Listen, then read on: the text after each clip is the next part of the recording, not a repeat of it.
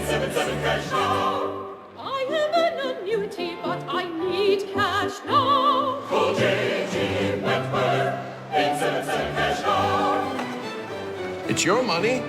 Use it when you need it. Call J.G. Wentworth, 877. Call 877 cash now to get a $100 gift card for a free quote. I'm a supermodel.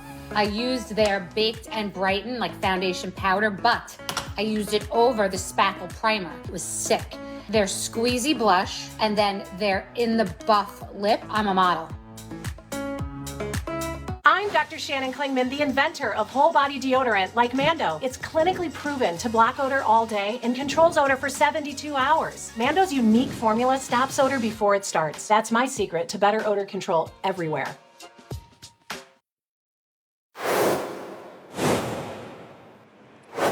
Welcome back to Overtime. Mike Santoli is back with a look at how investors are rushing to position themselves ahead of a possible recession. Mike?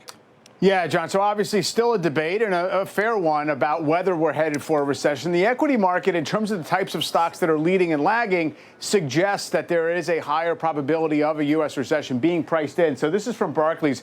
This basket of stocks that are meant to mimic the type of leadership you'd see in the early part of a recession obviously have taken a leadership position here over the last few weeks, let's say since about the beginning of February. Mid-expansion, that seems like the least likely option. Obviously, we're sort of at a mature expansion, if nothing else. And there you see the late expansion has kind of held its value over this span of time. So, you know, it's not to say that the stock market has a perfect, clear, prescient view of how this is going to play out. But clearly, it is the more defensive parts of this market in the face of the tariffs, in the face of some of the corporate hesitation you're seeing in terms of investment recently, that is now the place to hide. John. So as I look at that chart and I think about the VIX, is fear a feature or a bug? Should we wait to see if these trends in what investors are buying stay relatively stable even as people get used to whatever the market is doing? Or is the fact that there's fear part of what's driving this move and we should take a signal from that alone? I think it all does work together. In other words, the type of environment where you'd see the volatility index spike, which really is just the willingness of traders to pay up for downside protection. That's what the VIX measures mostly, or at least the anticipated volatility of the S&P 500 index over the next 30 days. Usually, if we're headed for a recession, that's going to mean volatility is higher. So it is sort of working together. The VIX will work more as a tactical signal. If it has a big spike, as we've recently had, and then kind of comes down hard, sometimes that means the fever's broken, but you sort of want to make sure it gets back down toward normal levels. We're nowhere near normal levels right now. And I do want to point out that for lots of the past couple of years, when it seemed like we were having a growth scare and it seemed like the bond market was fixated on it and was the Fed going to cut a bunch of times, you could look at the consumer cyclicals versus the consumer staples, and so cyclicals were maintaining this lead and said the stock market's pretty comfortable with the macro message. That is less the case right now. I'm going to start thinking of the VIX as the parachute price index. Mike, thank you. There you go. Yes. Up next, the CEO of Janus Henderson Investors, which manages nearly $400 billion, shares his thoughts on what the failed rally attempt signals, and China vowing to fight to the end on the escalating trade war with the U.S. Coming up, we'll go live to Beijing for the latest details as President Trump's tariffs get set to take effect at midnight. We'll be right back.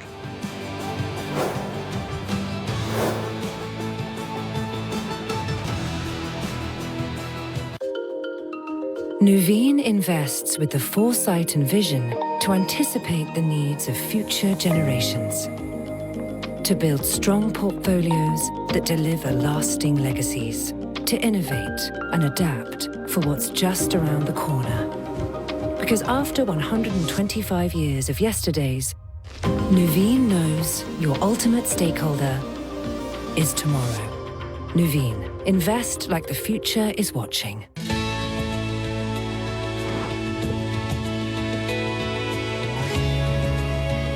The flag replacement program got started by a good friend of mine, a Navy vet, who saw the flag at the office that needed to be replaced and said, wouldn't this be great if this could be something that we did for anyone? Comcast has always been a community-driven company. This is one of those great examples of the way we're getting out there.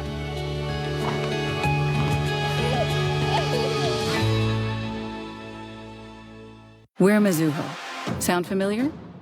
It should, because we help the industrials industry wherever they're innovating. Financing the aluminum giant building better homes? Mizuho was there. The merger of two logistics titans? That was us too. So if you're a company in the industrials industry looking for a corporate and investment bank as a partner, you already know our work. Now you know our name. Mizuho Americas, a name worth knowing. GoodRx helps my family get the medications we need at an affordable price. I love GoodRx because it has saved my dog's life. They'll say, here are the prices for this at this place and this place and this place, and you go and pick the lowest one. If you are in a situation where your pet needs medication, you should absolutely check out GoodRx. What will you do when the power goes out? Power outages can be unpredictable and inconvenient, but with a Generac home standby generator, your life goes on uninterrupted, because when your Generac detects a power outage, it automatically powers up, giving your family the security and peace of mind they deserve. We don't have to worry about whether we lose power or not. If the utility company does not come through, our Generac does. After the hurricane happened, we just want to be prepared for anything. 8 out of 10 home generators are Generac, with thousands of satisfied customers. The number one thing to prepare for is extended power outages. Don't make it so hard on yourself. Have a Generac home standby generator. And owning a generator is easier than ever. Special financing and low monthly payment options are available. And if you call now, you will also receive a free 5-year warranty valued at over $500. Call or go online now to request your free quote.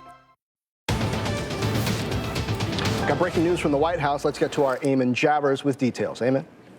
John, President Trump is just wrapping up an event in the East Room here at the White House, and he talked about tariffs for a couple of moments during the course of the event. One of the things he said is that he realizes that the tariff impact has been what he said is somewhat explosive, but he said that it was an absolutely necessary thing to do. He said it's amazing what's happening. He said sometimes you have to mix it up a bit, and the president's saying here that the United States government is taking in about $2 billion a day in tariff revenue since those tariffs have been put in place, and obviously more tariffs and more significant tariffs going into place tonight at midnight, particularly those tariffs on China, which the White House says the president will sign, and that additional 50% that they talked about earlier this week, which was retaliating against the Chinese for their retaliation against the initial Trump tariffs. So overall tariffs, they say now tomorrow on China will be at 104%. The president framing that as an absolutely necessary thing to do, even though it's been, as he said, somewhat explosive. And I also just talked to Stephen Miller, who's one of the chief architects of the president's tariff plan.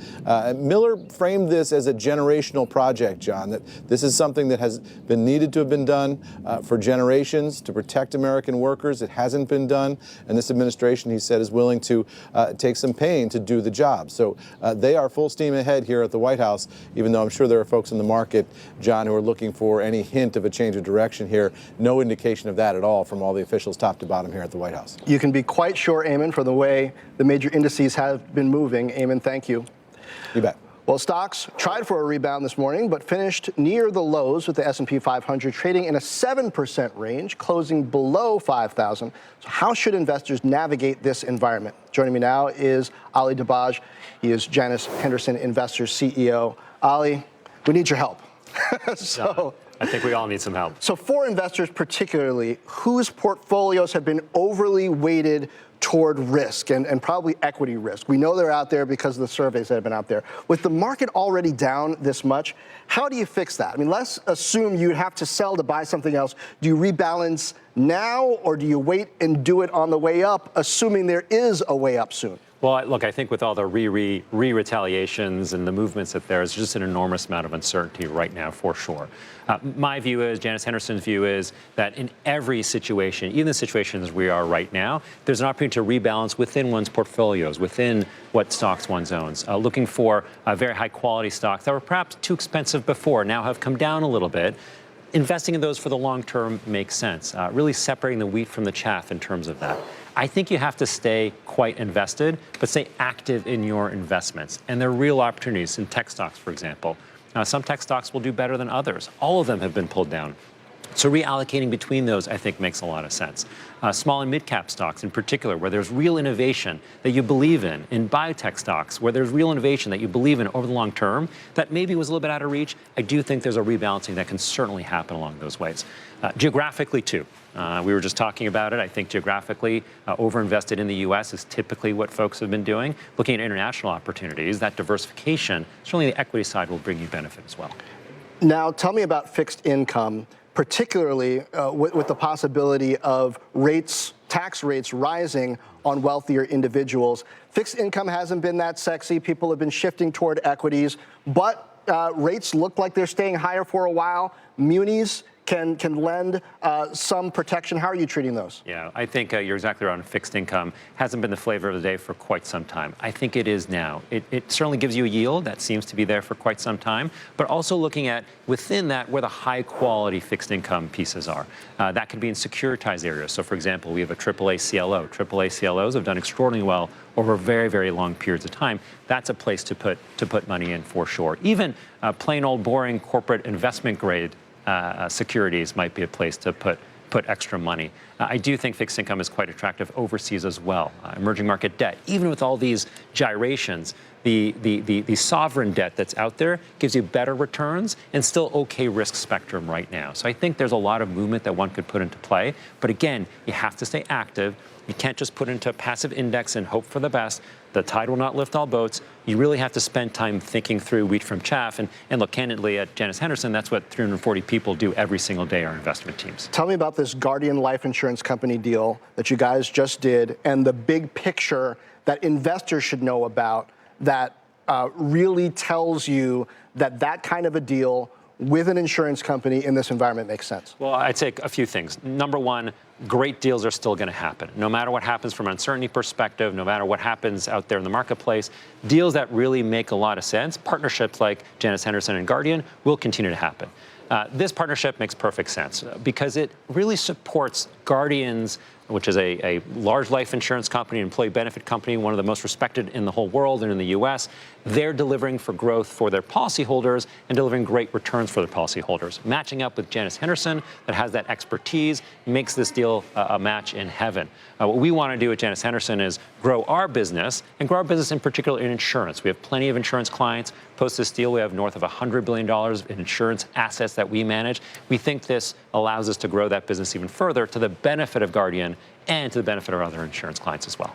Ali, thank you. Thanks, John. Ali Dabaj. Well, President Trump's tariffs kick in at midnight, and more could be on the way if China doesn't back down from its trade war retaliation. Up next, we go live to Beijing for the latest details. And check out one earnings mover this hour. CalMaine, we are not comparing estimates because of thin coverage, but the company did say egg prices were up 81% year over year. Eggs sold were up 10% year on year. We'll be right back.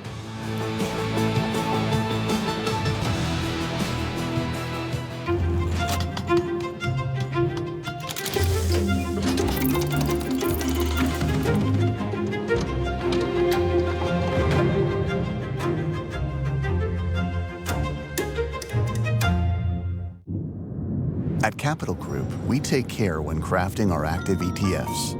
Our portfolio managers and analysts collaborate to strike the right balance between strength, flexibility, and endurance. We believe this hands-on approach sets our active ETFs apart so they can make a difference at the core of a portfolio. Because we don't fit molds, we prefer to cast originals. Capital Group, actively different, active ETFs.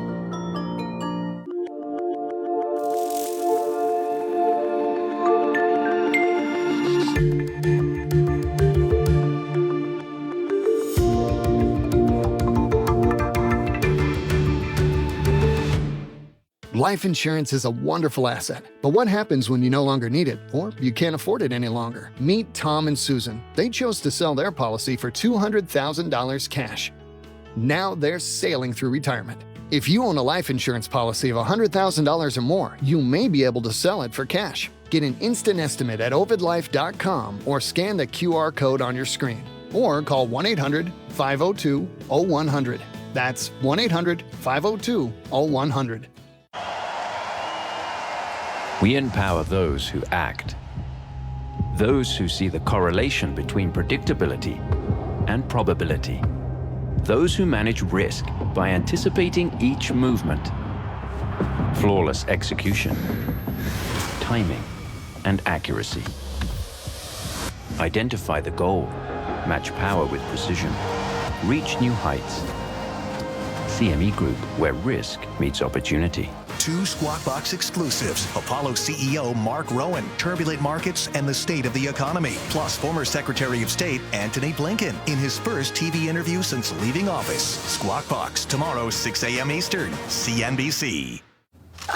These bills are crazy. She has no idea she's sitting on a gold mine. Well, she doesn't know that if she owns a life insurance policy of $100,000 or more, she can sell all or part of it to Coventry for cash, even a term policy. Even a term policy? Even a term policy! Find out if you're sitting on a gold mine. Call Coventry Direct today at 800-476-0100 or visit coventrydirect.com.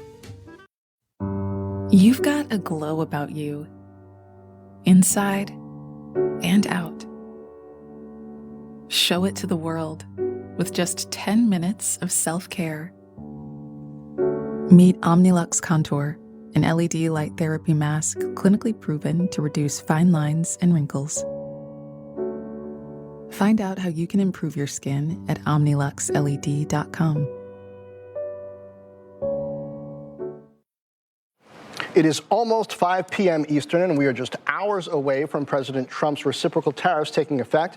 China is showing no signs of backing down from its retaliation. Eunice Yoon is in Beijing, where it's almost 5 a.m. with the latest details. Eunice? Thanks, John. Well, China refused to succumb to what it described as President Trump's tariff blackmail by removing the additional 34% tariff on American goods by now. Instead, Beijing was focused more on the next steps and messaging about it through 2 influencers. One is linked to the state news agency Xinhua, and the other one a nationalist blogger. So both of them came up with lists that were identical next steps. So they are to suspend cooperation on fentanyl, ramp up tariffs on farm imports in states friendly to President Trump, ban the import of U.S. poultry, target U.S. services in China, so this is finance, legal services, as well as consultancies, cut or ban U.S. film imports, and then investigate U.S. firms' intellectual property gains in China, citing Ford CEO's praise recently of China EV technology. So separate to that, China guided down the yuan to its weakest point in 18 months. And that was really seen as a signal by many here that we could be seeing a bigger devaluation to come. John? Eunice, I was watching CNBC Asia last week as all of this was starting to unfold, and someone shared what I thought was an interesting saying. In crisis, the strong do what they can, the weak do what they must. Does that resonate with the way you see China responding here versus some smaller countries? Yeah, well, you know, it's interesting because it seems as though the method of the Trump administration is to just layer on a lot of pressure to China, assuming that the Chinese government is going to break and then come running. And that is kind of exactly the opposite of the way the Chinese government would work. The Chinese government, especially with President Xi Jinping in power, would not want to be seen as weak, even if they feel like they might be on the back foot. So instead, they do not want to look as though they're weak in the eyes of the Chinese public. So that is one big issue. I think another big issue is the fact that it's not very clear from the Chinese perspective what President Trump really wants with these tariffs. Is this about the trade deficit? Is it about fentanyl? Is it about bringing back the factories back to America? So it's very unclear as to what the Chinese would want. And so whether or not they would actually go to the negotiating table, even if they want something, is still a big question mark. A new era at noon China time, Beijing time, and midnight Eastern. Eunice Yoon, thank you. Well, stocks are racing a big relief rally ahead of the midnight tariff deadline Eastern here. Up next, what that failed comeback could mean for your portfolio tomorrow. Be right back.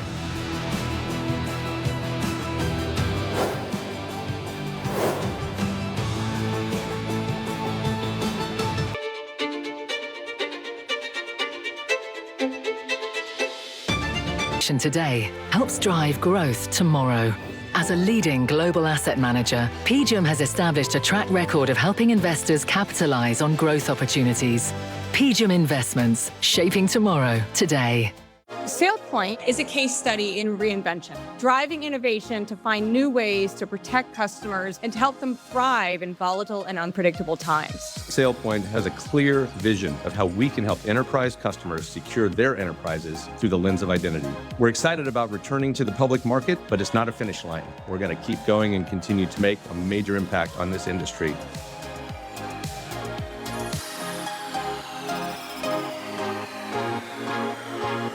Thirsty, headaches, fatigue, irritability. Transform ordinary water into extraordinary hydration. Get more out of your water. Tear, pour, live more. Liquid IV. Artificial intelligence is vital to America's economic future. We must lead in developing AI, including open and closed source models. As the global leader in AI, America can strengthen small businesses, create new jobs, and spread our tech innovations across the globe.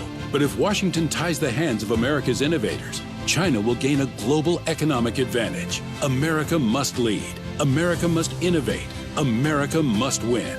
Our leaders must protect our competitive edge. Modern advisors need modern solutions. Explore Modern Alpha. Enhance your portfolios and empower your practice, all without taking your hands off the wheel. Learn more about WisdomTree Portfolio Solutions. Visit wisdomtree.com/portfolio consultations.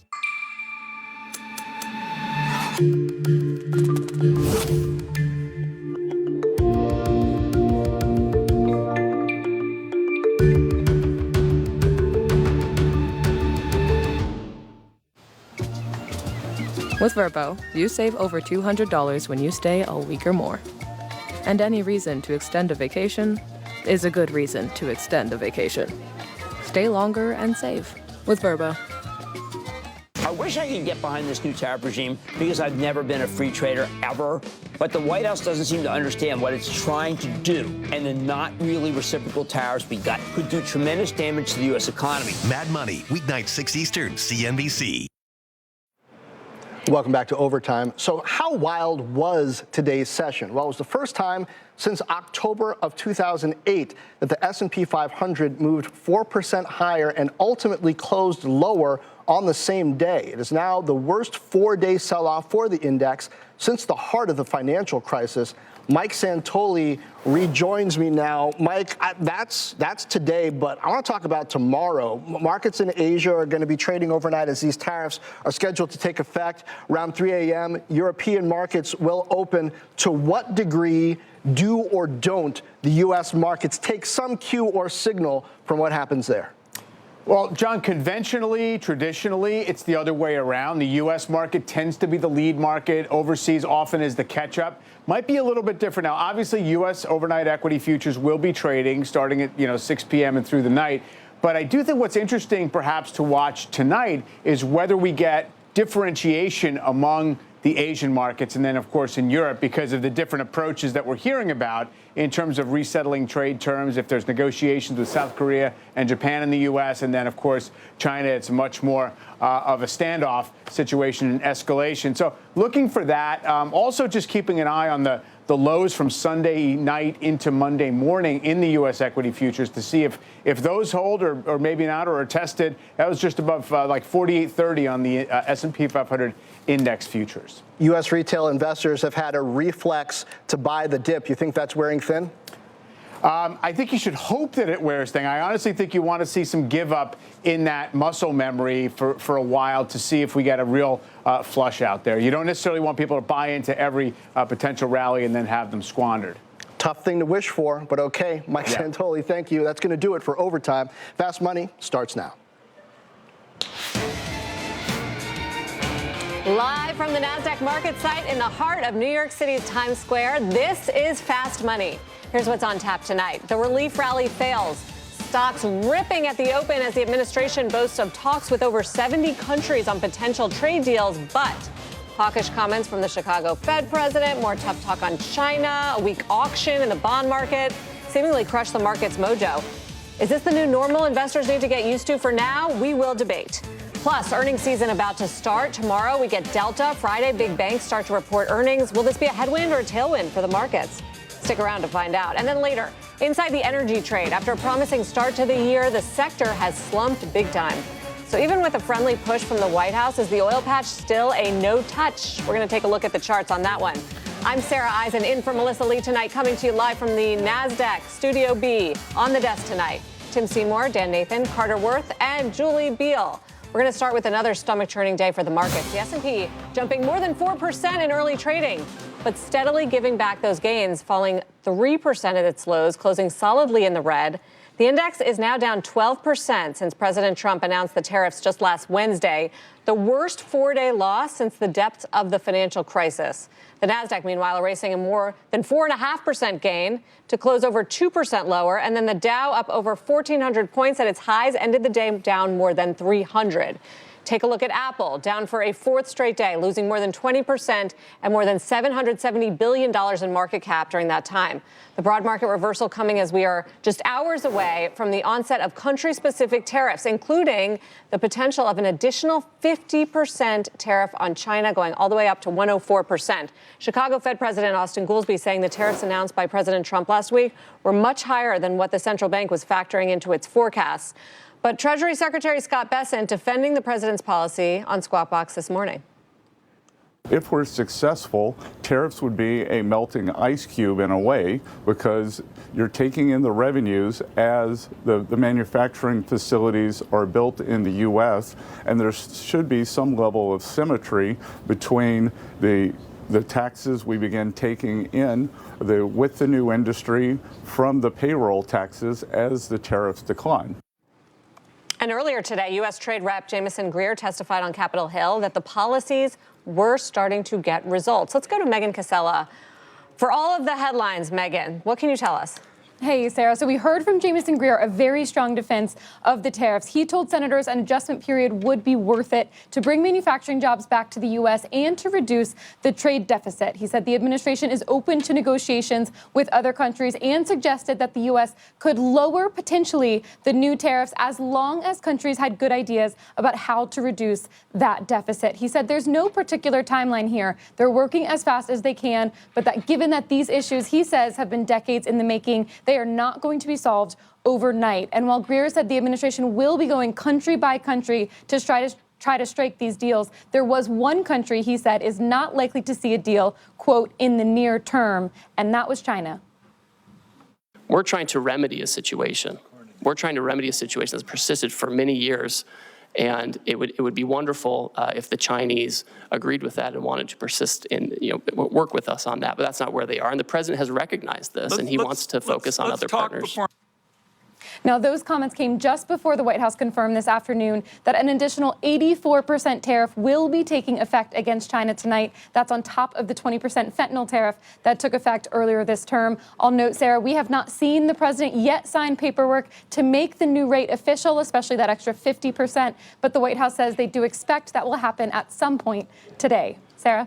Megan, are the goalposts changing here for those negotiations? At first, they wanted to lower tariffs on American companies overseas, and then non-tariff barriers like VAT taxes or exchange rates that are more fixed. And now they want to wipe out trade deficits with countries, which I think is harder than all of those things, because how do you negotiate out of that if you're a country like Vietnam, which is much poorer than the United States? Right, when a country simply can't afford to buy nearly as much as we buy from a place like Vietnam, where Nike gets a lot of its material shipped over, for example. The goalposts have always been a little bit hazy with this administration. They seem to want to do multiple things at once. We even heard the president say earlier this week that he likes the idea of these as a revenue raiser and as a negotiating tactic, which cannot be both. Obviously, they would have to stay in place in order to raise significant revenue, and in that case, you're not negotiating. So we don't know. What we can say now for sure is that Greer was pretty singular particularly focused on the trade deficit as sort of the overarching goal. And a lot would have to happen for us to get there. So we'll see what happens next. Yeah, Navarro's been that way, too, though he was trashed on Twitter, on X, all over with Elon Musk today. Thank you, Megan. Megan Casella. Our next guest just lowered his S&P target for the year end to 5,600, down from 6,800. Julian Emanuel, Senior Managing Director at Evercore ISI. So this was a game changer for you. Yeah, I mean, look, if you're going to announce what was announced on April the 2nd in the sledgehammer form, and you're going to put in numbers that are higher than Smoot-Hawley, the obvious effect is going to be much more market volatility, much more uncertainty, which we've gotten. And, you know, frankly, the questions I'm getting is, why is it that you aren't going to a recession-based case economically? And why is it that you're not going to a recession in terms of earnings? And our view is that as someone who wants to think about the market, there are two things you need to believe in higher stock prices this year. First off, that we are approaching the level of peak uncertainty with regard to the trade issues. We do believe that to be the case. Obviously, it's ratcheted even higher in the last several hours. And then the other is that Washington does not wish to precipitate a recession. Okay, because there are lots and lots of consequences. They seem okay with Hold on a second. This is a policy team that seems to think that recession is, sorry, this is an administration that seems to have indicated that recession is a policy potential, or that it's essentially it is policy, right? I mean, I guess, so my question to you is then back to the markets, because I hear what you're saying, you're being cautious, and you always are, and I think you're right to be. But on a day when stocks, bonds, and the dollar sold off, you and I have spent a lot of time looking at emerging markets. That's kind of what this feels like.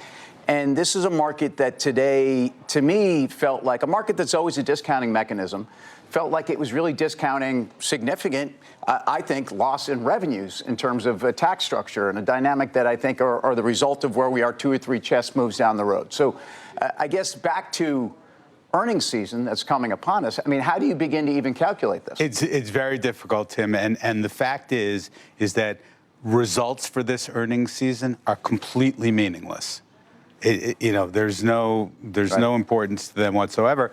What it is basically CEOs' willingness to, and not even project forward to the current quarter, to lay out a number of scenarios in terms of what to expect for the rest of the year and 2026. And frankly, the message should be that the attempt to make this transformation is something that, economic wreckage is going to make it much more difficult globally to achieve the desired ends.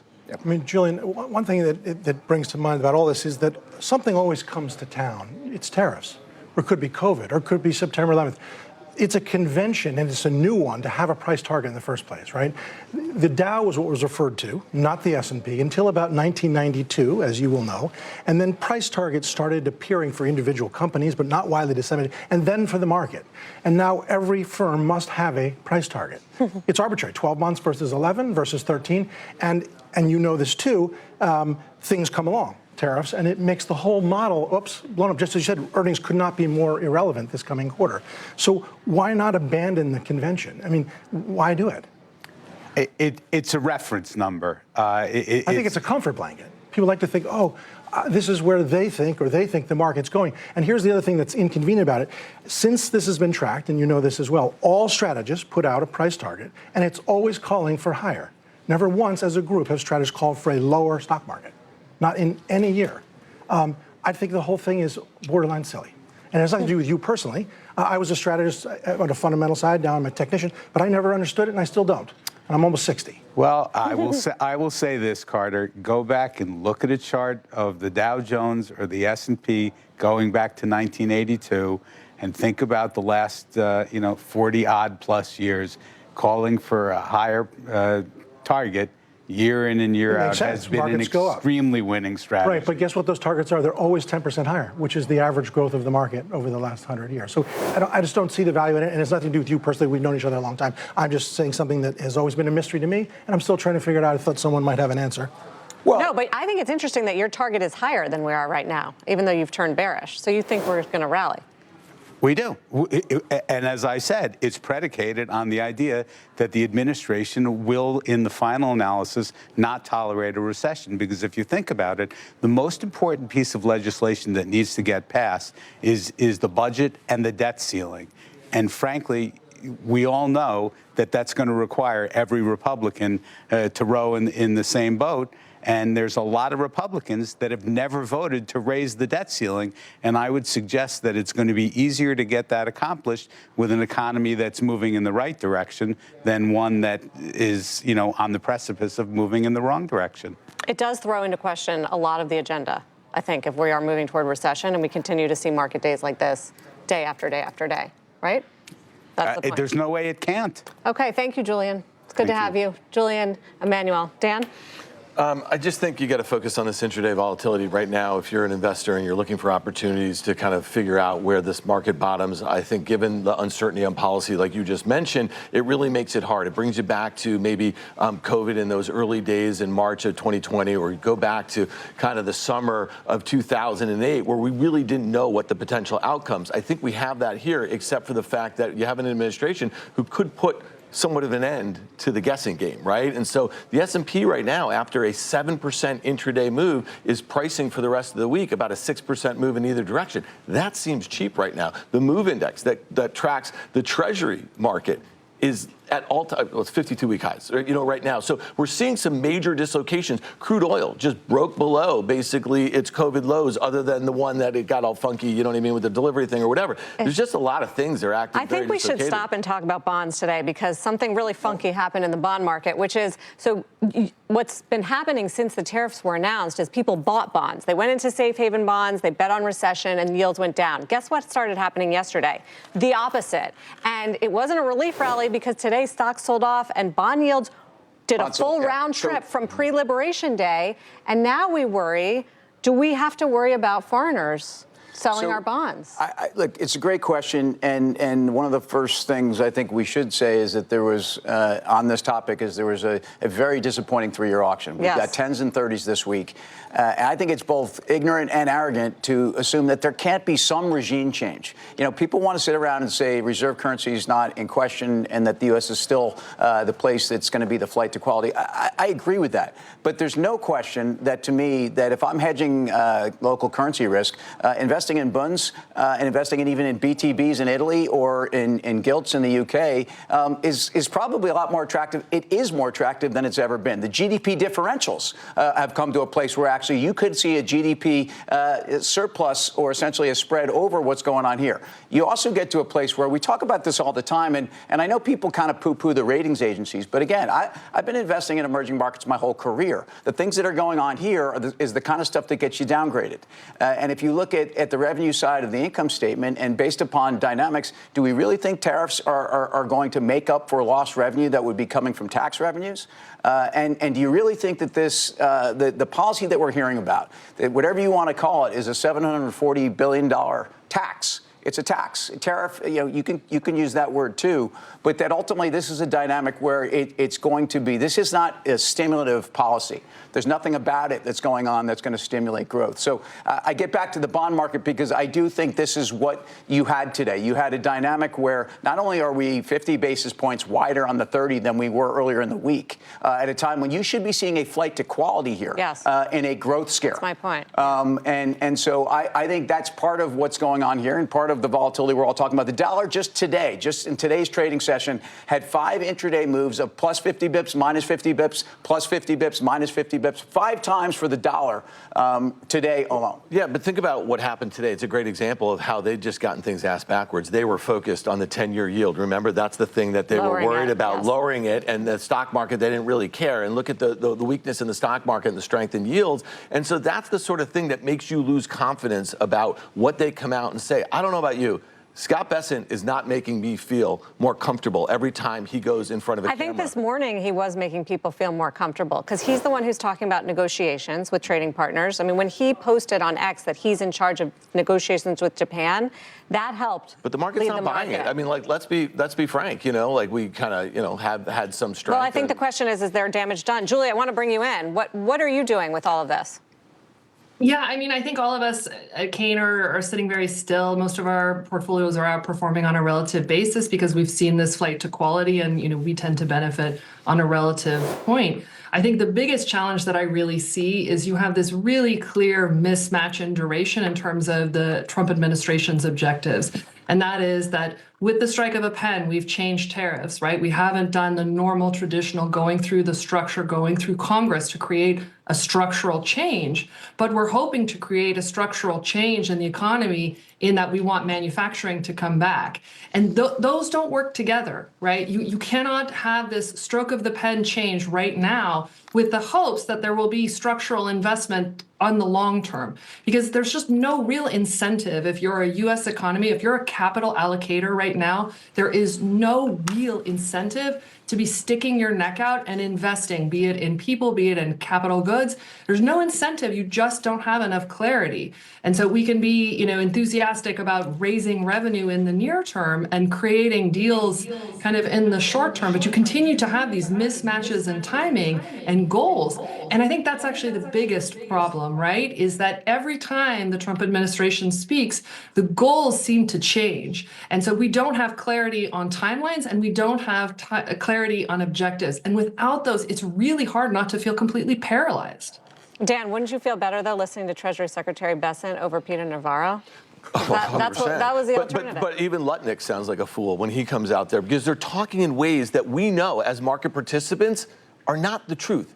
These sycophants, they're going down there and they're talking about somebody, they're talking about a policy of somebody that none of us believe has a good handle on it. That would be the president of the United States. And, think about all these other market participants who come out, all these other billionaire hedge fund guys. They're basically looking at them and they're telling them, we don't believe you, about this policy. We know better. And that's the thing. I think they just don't like the execution of how it was done. They don't believe, oh, come on, Sarah, they don't believe that the reshoring is going to happen anytime soon. And to Tim's point, it's going to offset some of the weakness that we're having. No, but I think it's a fair goal to go after countries that have limited access. And why should we be the second freest market in terms of trading in the world? I think we can fight back on that. The question is just how you do that. I think everybody wants an environment where the U.S. Is able to exert the leverage that it deserves and not be, certainly not to be punished in certain markets. But the idea of having a balanced trade budget with every country in the world, to me, is one of the most ludicrous things I've ever heard. But that's part of the conversation. That's part of the inconsistency. So if this is really about going back and extracting back the leverage that we deserve and should have as a trading partner, as the most important trading partner to every country in the world,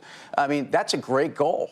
And to do things that are going to help American households get jobs in industries that are actually the ones that will pay them more money, bring that business back to the United States. But most importantly, this really started about taking care of strategic industries and protecting our interests in the industries where we really can't mess around. And I think those are great goals, and I think those are goals of this administration. So I think the problem is that we're getting mixed messages. And I think as it relates to China, and we're going to have a great conversation on China, so maybe I should shut up. Let's dive into China, because part of it. Our next guest thinks China's options are limited, short of taking drastic actions against the United States. Shahzad Qazi is the China Beige Book COO and managing director. So we are set to get these higher tariffs. Now, 104% increase on China altogether. What is China going to do about it?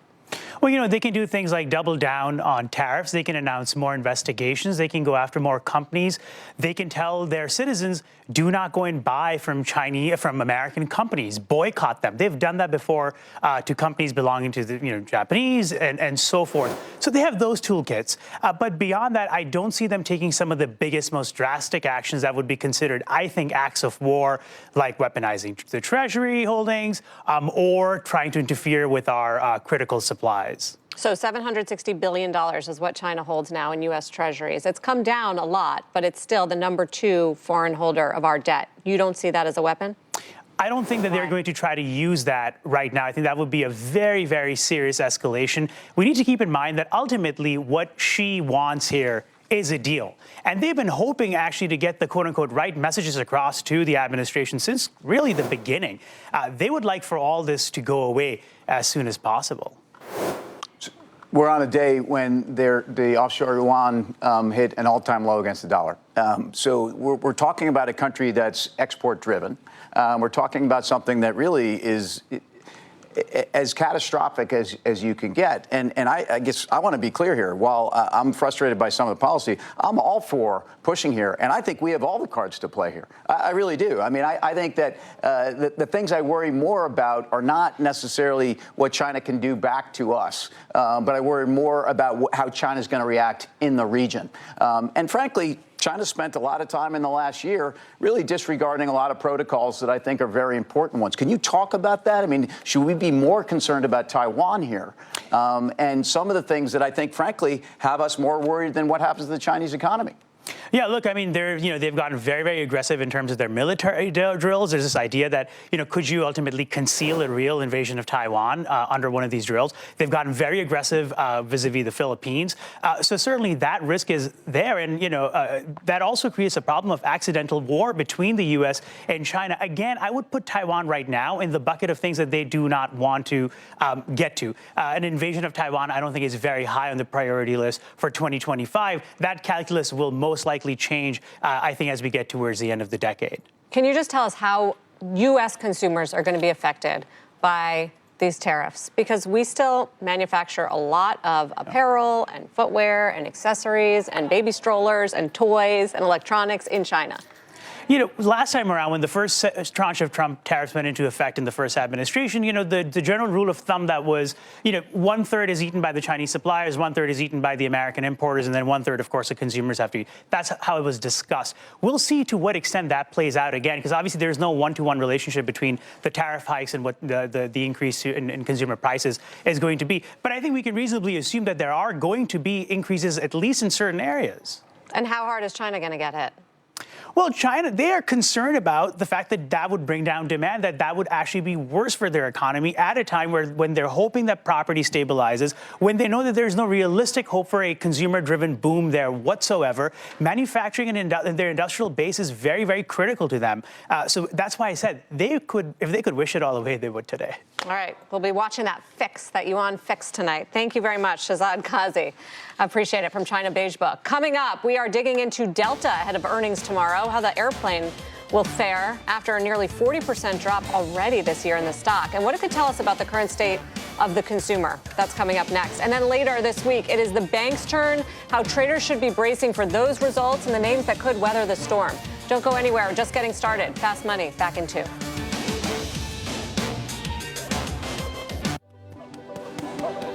At Morgan Stanley, old school hard work meets bold new thinking.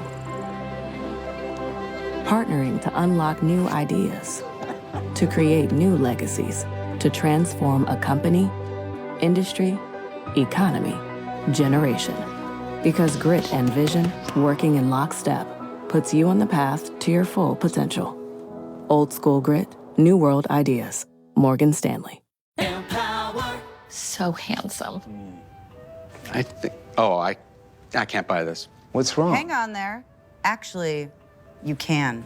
Your Empower investment account has performed well, and this whole off-whitish cantaloupe thingy is really working for you. So. Oh! Hot to trot. Nobody says that.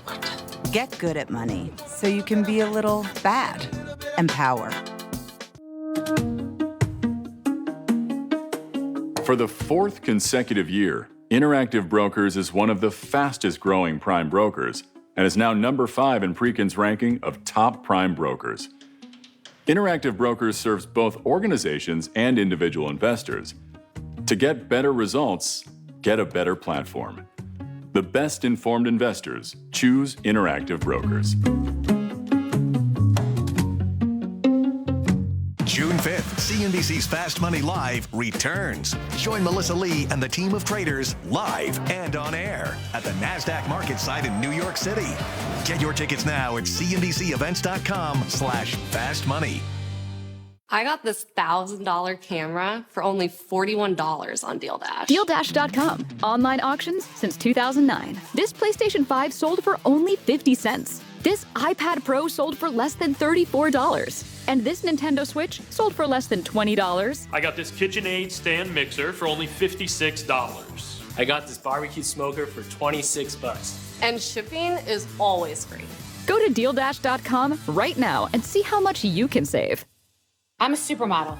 I used their Baked and Brighten like foundation powder, but I used it over the spackle primer. It was sick. Their squeezy blush, and then their In the Buff lip. I'm a model. Boring. Certain you're on mute? Yeah. Are you for imprint certain? Certainty matters. Experience certainty with 4imprint. High-quality promotional products, expert service, and on-time delivery. Visit 4imprint.com. 4imprint, for certain.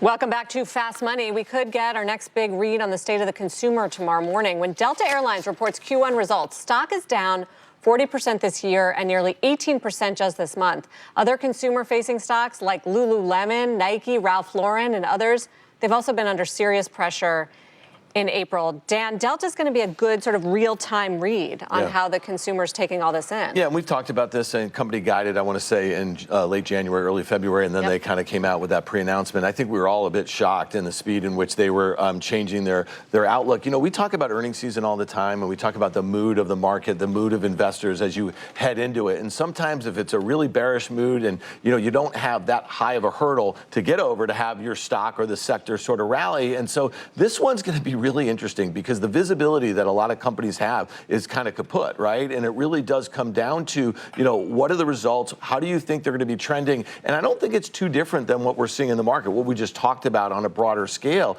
I just think that things are to continue to move around in a way that feels very uncomfortable to most investors, especially after we had 2 consecutive years of 25% returns in the S&P 500. And a lot of the sectors and a lot of the themes seemed infallible. You know what I mean? And now you have to question everything because the leadership has gone the way of the dodo. And just Delta's a great example. This stock went from $38 at its lows in 2024 to $70, and now it's round trip the whole thing from all-time highs to 52-week lows in a big range, Tim.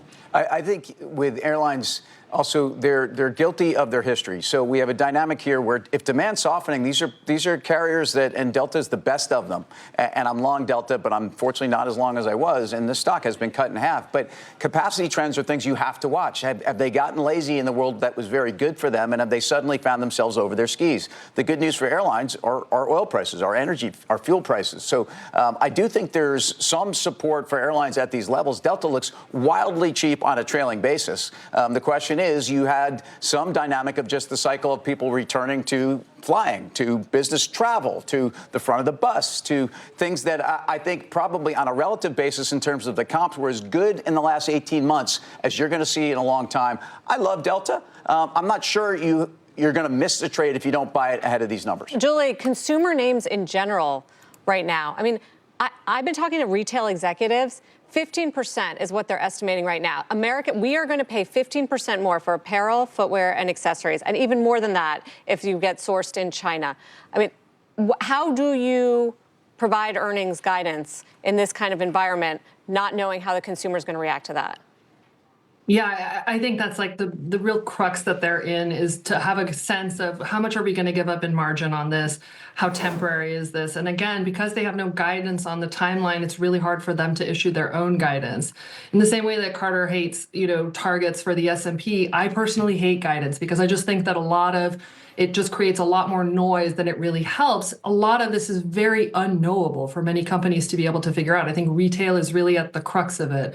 Tomorrow, Delta, the thing that I love so much about Delta is it gives us an insight into many different pockets of the economy that we really need more visibility on. One of them being, what does business travel really look like? What is the state of the consumer? Are people confident enough to be booking their summer vacations, or are suddenly people really pulling back, right? If we think about a recession in terms terms of any kind of decline in demand, it's well in excess of people who lose their jobs. It's just people who are afraid of losing their jobs and they pull back their spend. And that's why recessions are much deeper than you would guess based on how many people got laid off. I think the real question is understanding how companies are thinking about how much of a hit they're willing to take on margins versus how much they're going to pass off. And that actually gives you a lot of insight into how competitive and how well protected they are. Companies that have a lot of very differentiated goods, they're going to be able to pass on more price than companies that are more commodity. Yeah, and that's not even talking about the wealth effect of this stock market tumble, which is maybe the most immediate impact on uncertainty, down, what, 12% or so in just a 1 week period. Will be interesting, and we will be all over it on CNBC, as always. When we come back here on Fast Money, financials on deck as well. JP Morgan, Morgan Stanley, and others kicking off earnings season next week. More in the days after. What to expect from the biggest banks next. Plus, volatility raging through the markets, but our next guest may have a shelter from the storm. Why he says private could present some protection for your portfolio. You're watching Fast Money. We are live from the NASDAQ market site in Times Square and back after a quick break.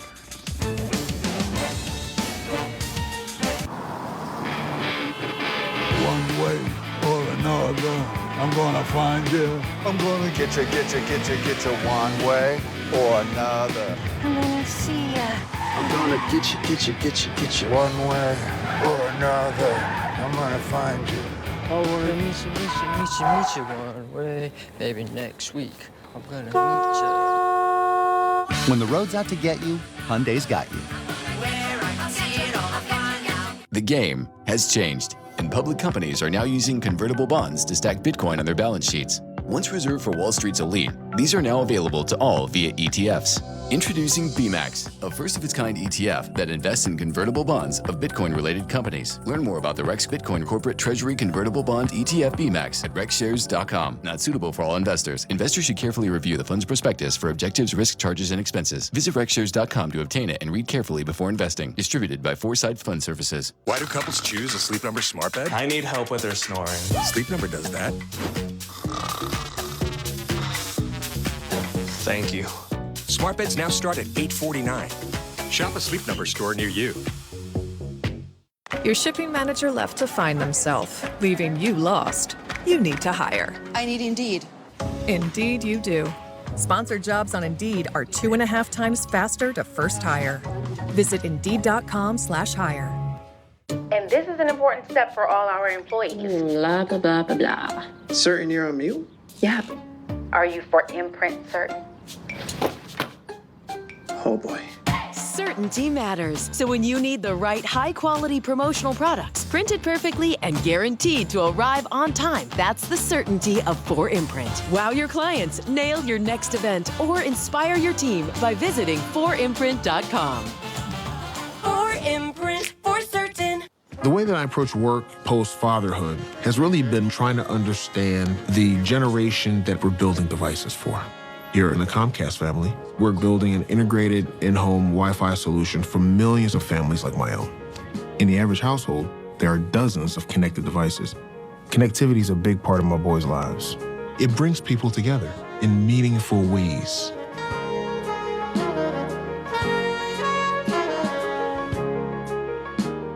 When breaking news of market volatility affects your portfolio, we are there for you so you don't panic. Confidence takes time. The club creates confident investors no matter what the climate. Go to cnbc.com/join Jim. I watch Fast Money every day.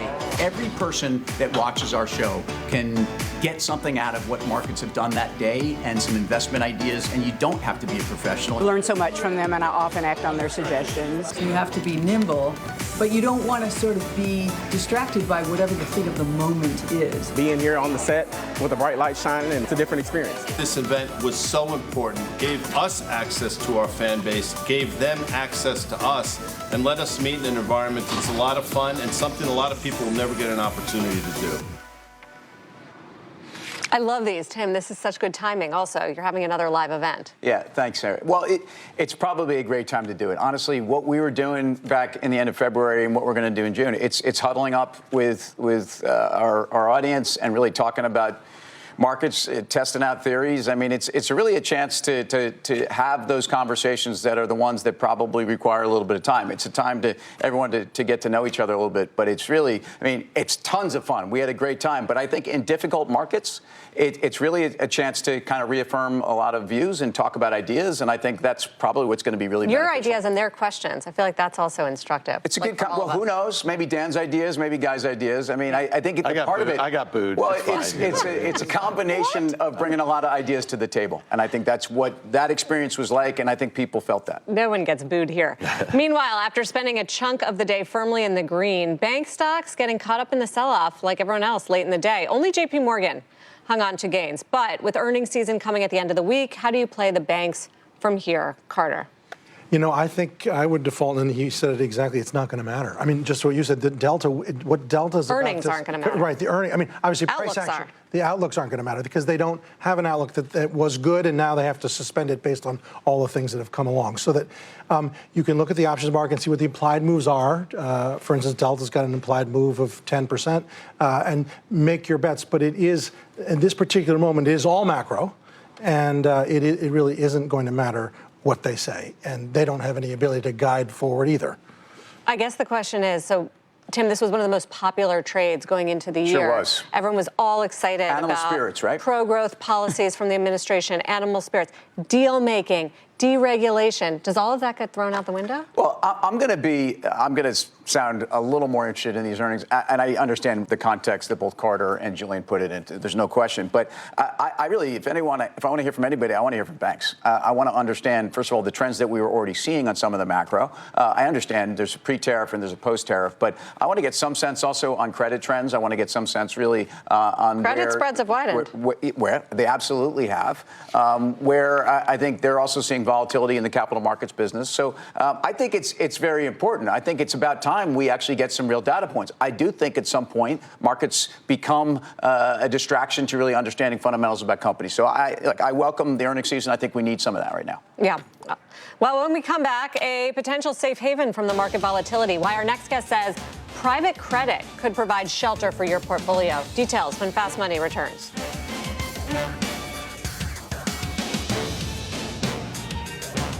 The next series of the world's first downside-protected Bitcoin ETFs with 100, 90, and 80% protection levels through our proven protection strategy.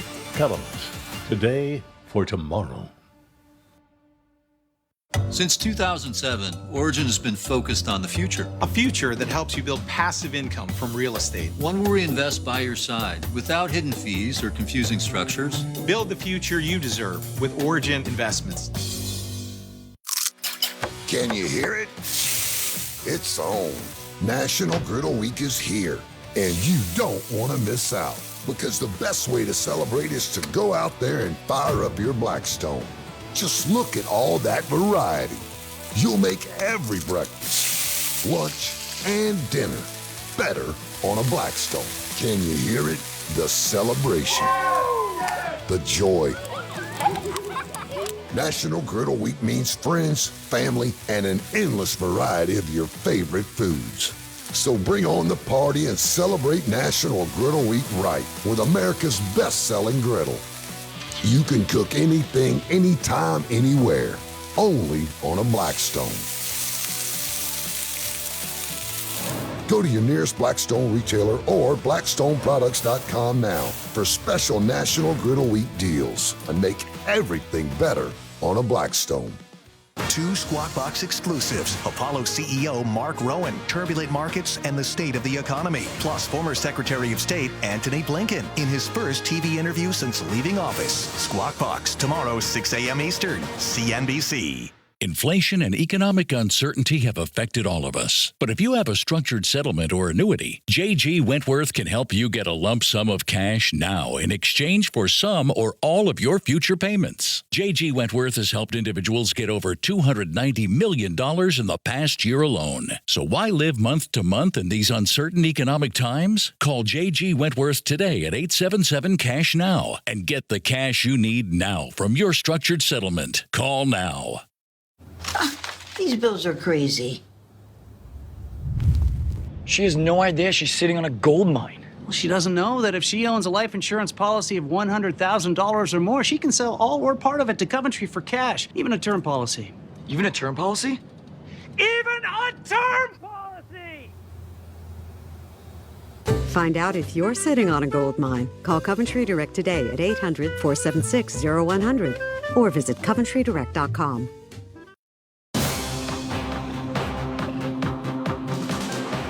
Welcome back to Fast Money. Markets failing to hold on to that early relief rally this morning, dropping steadily throughout the day and then closing near the lows of the session. The Dow down more than 300 points, NASDAQ down 2%. It was up more than 4.5% this morning. The S&P closing below 5,000 for the first time in a year. It's also clocked its worst four-day loss since the peak of the financial crisis in 2008. But our next guest says there is one space insulated from tariffs and market volatility, which is private credit. Churchill Asset Management CEO and President Ken Kencel joins us on set. His firm was the most active U.S. buyout lender in 2024, according to PitchBook. Welcome, Ken. This notion of a safe haven is important because gold's not getting it done, treasuries, dollar, none of that is providing safety. Why is the private credit market so safe right now? Well, look, I think obviously the events of last week have created a tremendous amount of uncertainty in the markets. And I think we're all in a bit of a wait and see mode in terms of how things play out. But I think private credit has always been a more stable and certainly diversified investment class. And look, I think from our perspective, we were in the midst of a record quarter in the first quarter. And you know, I'd say, at least for now, things continue to move forward. But it's never really been through a recession or a crisis or a credit event. Will that test? Well, COVID was. You know, I mean, if you look at how we. But didn't it really boom like to a much larger degree after COVID? It certainly has. Yeah. Yeah. So are there cracks? Not that we're seeing yet, right? So I would say that obviously, and you wouldn't expect to see them at such an early point. But I would say overall, I think a lot depends on the timing of the dynamics that are playing out in terms of the renegotiation over tariffs, how long that takes, how long the market is living with the uncertainty of the current environment. But I would say as a general matter, you could very easily see the public markets, certainly the liquid credit markets, go kind of offline for a period of time. We did see that during COVID. And I think the private markets are there to be able to fill that void. So we have a tremendous amount of dry powder. Most of our counterparts with significant capital are there to provide that liquidity.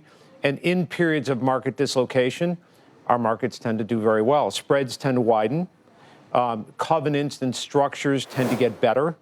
Leverage tends to be lower as a general matter in the private markets. And I would say, moreover, if you look at our private credit focus, and we're fairly typical of private credit, we focus on companies that are primarily U.S.-based. I'll give you an example. 85% of the revenues within our portfolio today, we have about 600 U.S. companies in our portfolio. Underlying 85% are U.S.-based revenue, so less exposure to non-U.S.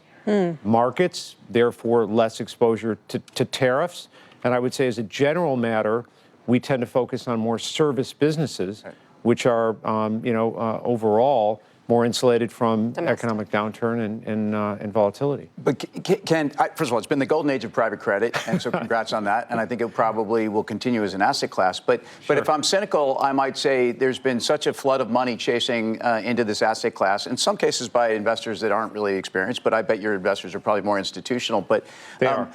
One would say that there's a lot of money chasing, companies and maybe standards in terms of lending. And when you run into the type of pullback that we could see in a growth shock, it could expose lending standards. And where there's been this flood to put money to work and bring in money's coming in one door, we got to get out the other door. Talk about that and push back against it. Yeah, no, Tim, I think that's a fair point. And I would tell you that there certainly have been new managers, coming to the table. But I would say overall, what we've seen over the last year or two has really been a bifurcation in the market.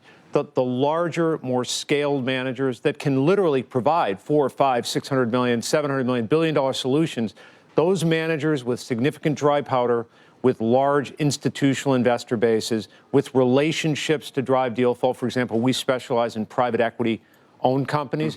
Those large-scale managers have generally been raising more capital. They've been taking share relative to the smaller players.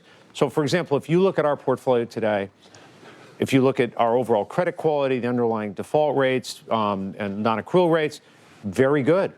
Today, our portfolio, less than 0.1% non-accruals across the portfolio. So I would say for managers that focus on higher quality, market-leading businesses like ourselves, I think we feel pretty good about credit quality to date.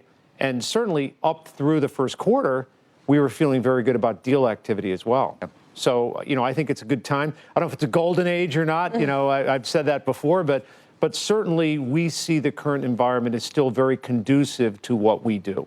And certainly providing liquidity if we do get a pullback in the public markets. All right. And we've seen that before. Good to hear, and certainly one option for investors, I guess. Thank you very much, Ken. Appreciate it. Thanks, Sarah. From Churchill. Coming up, energy under pressure, hardest hit sector this month, in fact, as tariffs take hold. Will the group continue to lead the market lower? We're going to debate that when Fast Money comes right back. With Allegra, you can stop being sneezy without feeling sleepy. Get 0% brain interference for fast, non-drowsy allergy relief with Allegra. It's a no-brainer. See Disney Snow White, now playing. Rated PG. After Homoglow cleaned our place for $19, we fired our old housekeeper. Homoglow tackled everything, from our kitchen to our bathroom, all our laundry. You just pick a date, pick a cleaner, and enjoy a spotless house for $19. At U.S. Bank, we know how good it feels to reach your milestones. But we also know what really goes into getting you there. That's why we introduced Co-Browse, which connects you to a real banker in real time to help you do anything from adding a new debit card, learning how to save smarter, even creating spending limits. Mind if I just grab the one? With Co-Browse, we're always there for you on your road to here. Because there's nothing as powerful as the power of us. I'm the richest guy in the world. I have time to give. I have people I can count on. And 1 million stories to share. The key to being rich is knowing what counts. QX80, you are cleared for takeoff. Why go commercial when you can have all the comforts of private? The all-new Infiniti QX80. We're Mizuho. Sound familiar? It should. Bringing a microchip powerhouse to market? Mizuho was there. Anywhere a tech company needs a corporate and investment bank, we're there. Mizuho Americas, a name worth knowing. New projects means new project managers. You need to hire. I need Indeed. Indeed you do. When you sponsor a job on Indeed, it's easier for talented candidates to find it, which makes it easier for you to hire them. Visit Indeed.com/hire. Nuveen invests with the foresight and vision to anticipate the needs of future generations. To build strong portfolios that deliver lasting legacies. To innovate and adapt for what's just around the corner. Because after 125 years of yesterdays, Nuveen knows your ultimate stakeholder is tomorrow. Nuveen. Invest like the future is watching. June 5th, CNBC's Fast Money Live returns. Join Melissa Lee and the team of traders live and on air at the NASDAQ market site in New York City. Get your tickets now at cnbcevents.com/fastmoney.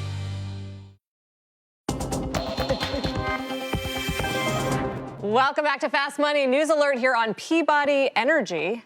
The stock is actually surging right now, more than 23% after reports the utility is reviewing options in its nearly $4 billion acquisition of Anglo American. Rare bright spot here after hours for stocks. Meanwhile, energy stocks in general have been under pressure as WTI crude settles at 4-year lows. It's the worst performing S&P sector so far in April, down almost 18% during that time. Occidental, Devon Energy, APA, Diamondback among the names getting hit the hardest in today's session. So, Carter, what do the charts tell you? Yeah, let's look at a few. But the first thing is obviously year to date, energy is down a lot less than the market, and so that's a positive. But is it even a sector, or does it matter? Just look at some of the stats. We know it's a sector, but the entire thing is 3.37% of the S&P, and two stocks, Exxon and Chevron, are 40% of the sector. So it's a sector, but two stocks are 40% of the whole thing. It's only 3%. A lot of people employed, very important area of the economy, but as it relates to the stock market, not that important. Let's look at, though, some charts of the XLE, and this is what's informative. Of course, it was the worst performing sector during COVID because no planes are moving, no cars moving. It was the single best performing, as seen here, in the rebound from COVID, going up 300% versus 200 for the S&P, and then for the last 3 years, dead flat, where the market's gone up. So that's an absolute chart. The better way to depict this is a relative chart or a ratio chart, and this is really the story. So it's the volatility that's so shocking. You plunge and underperform into COVID. You are the best performer out of COVID, and then obviously one of the worst performers over the past 2-3 years.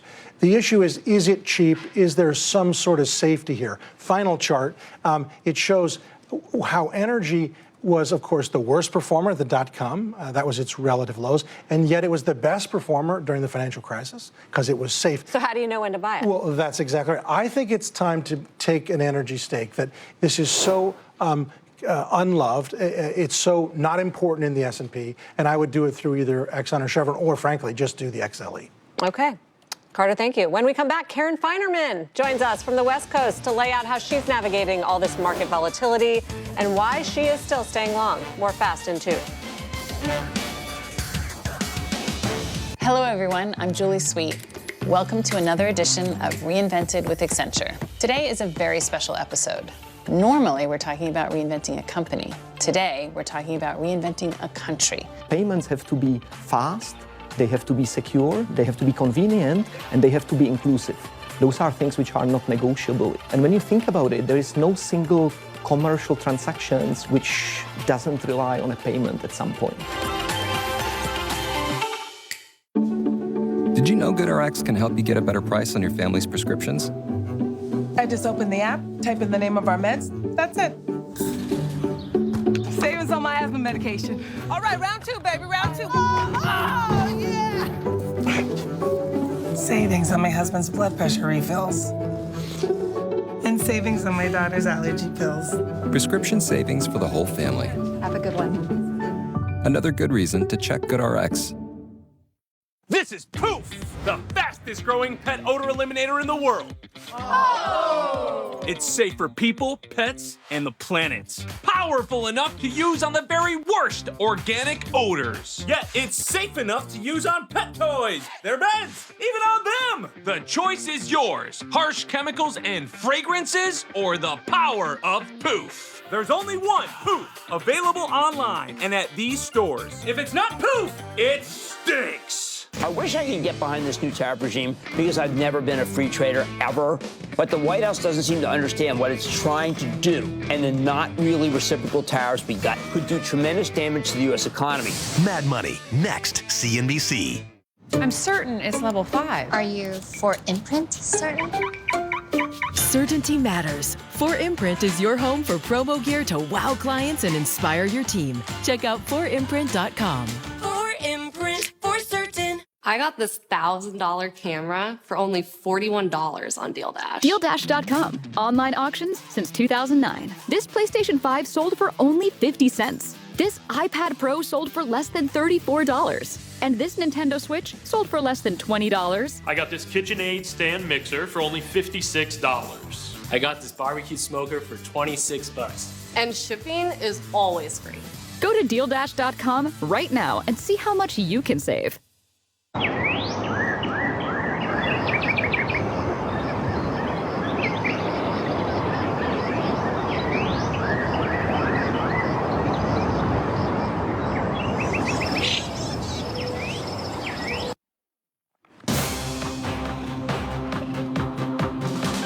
Welcome back to Fast Money. The Mag 7 hit especially hard in the recent sell-off. The group now down more than 30% from that 52-week high. Fast Money trader Karen Feinerman is in Los Angeles today at CNBC's Changemaker Summit. We'll get to that in a minute. But first, Karen, good to see you. How are you handling all this market turmoil? Did you do anything today? I think medicated might be the best answer. No, I'm always long, and this is the kind of market that's challenging, of course, for that kind of strategy. But I really look at the VIX, and when I see the VIX spike, I mean, the movement in the VIX today, as you all know, I don't know if you talked about it early in the show, of course, was extraordinary. So when the VIX gets this high, I'm going to look to cover some hedges, which gets me longer. So that's what I'm doing. I'm kind of, I want to make sure I own things with great balance sheets. As I said, I am heavy Mag 7, so Meta is a big position, Amazon, now second biggest position. And that's where I feel comfortable staying. It is not my strategy to try to time the market. I have no ability to do that, and I think it's almost impossible to do. So I've got to stick with things that I'm comfortable owning, balance sheets that are great, businesses that have moats. Clearly, everything's going to be affected if we don't resolve this tariff situation soon. One thing I was really looking forward to hearing from you about was retail, because that is also one of your specialties. And it sort of doesn't matter if you're in a good retail story or a bad retail story right now. They're just all getting thrown out because of the tariff risk and exposure. Have you made any moves there? I haven't made moves. I mean, there's some things that I think are cheap that I would like to, but I feel like I need a little bit of clarity. My biggest retail position is Walmart, which, of course, is down. It's down less than some others because of their size. And Amazon, obviously, is a big sort of retail as well. But I haven't added to anything new. Normally, I would have, but I'm just so uncertain. And so I have to keep some powder dry for when we have some clarity. All right, as we mentioned, you're in LA for the second annual Changemaker Summit, recognizing the 50 women who are transforming their industries. What can you tell us? How's it been so far? It's been fascinating so far. I mean, we're women from so many different types of businesses. And we just had the mayor of Phoenix, Kathy Gallego, who is fantastic. Nafisa Collier is here, the extraordinary basketball player. So, I mean, so many different women. I always get inspired in hearing other women's stories of how did they navigate, how did they get to where they are. And Julia, of course, does a really fantastic job. Yeah, our shout out to Julia Borson. Karen, thank you very much. It's good to see you. Have fun at the rest of the conference. Not too much medication. Up next, your final trades. The next series of the world's first downside-protected Bitcoin ETFs with 100, 90, and 80% protection levels through our proven protection strategy. Count on us today for tomorrow. Most power players on Wall Street rate NVIDIA a strong buy today. Yet why then are so many legendary investors quietly ignoring that advice and instead selling the stock hand over fist? Every billionaire on your screen has recently sold NVIDIA. Some have offloaded millions of shares. And mark my words, this is bigger than NVIDIA. Hedge funds are quietly selling all of their tech stocks at the fastest rate we've seen since 2016. It begs the question, what do they know that you don't? My name is Mark Chaikin. I helped build 3 indices for the NASDAQ during my 50 years on Wall Street. That means I know how to recognize these signals from the tech market and exactly what they mean for you and your money. I explain everything in my new market briefing, including the truth of what's going on with NVIDIA today and the specific stock I recommend you buy instead. I'll give you its name and ticker when you visit the website below. NVIDIA has been the most talked about stock in the market, and for good reason. It's led the AI revolution that has taken the US stock market by storm. Since they announced their AI-powered computer chip in 2023, NVIDIA's stock has been on a history-making tear, officially surpassing Microsoft to become the world's most valuable company. Today, however, many investors are worried the tide is changing. NVIDIA's day in the sun may soon be coming to a dramatic end. And as a result, I predict a different under-the-radar stock is primed for big potential gains from this moment on. To get its name and ticker 100% free, simply visit the website below.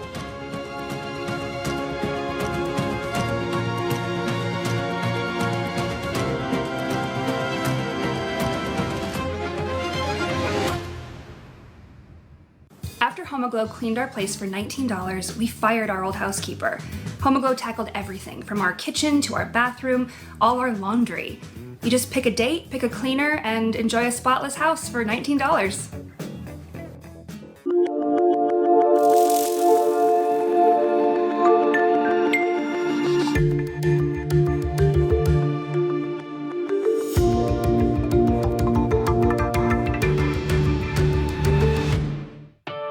If you're looking for the one, find the home with a short commute to work.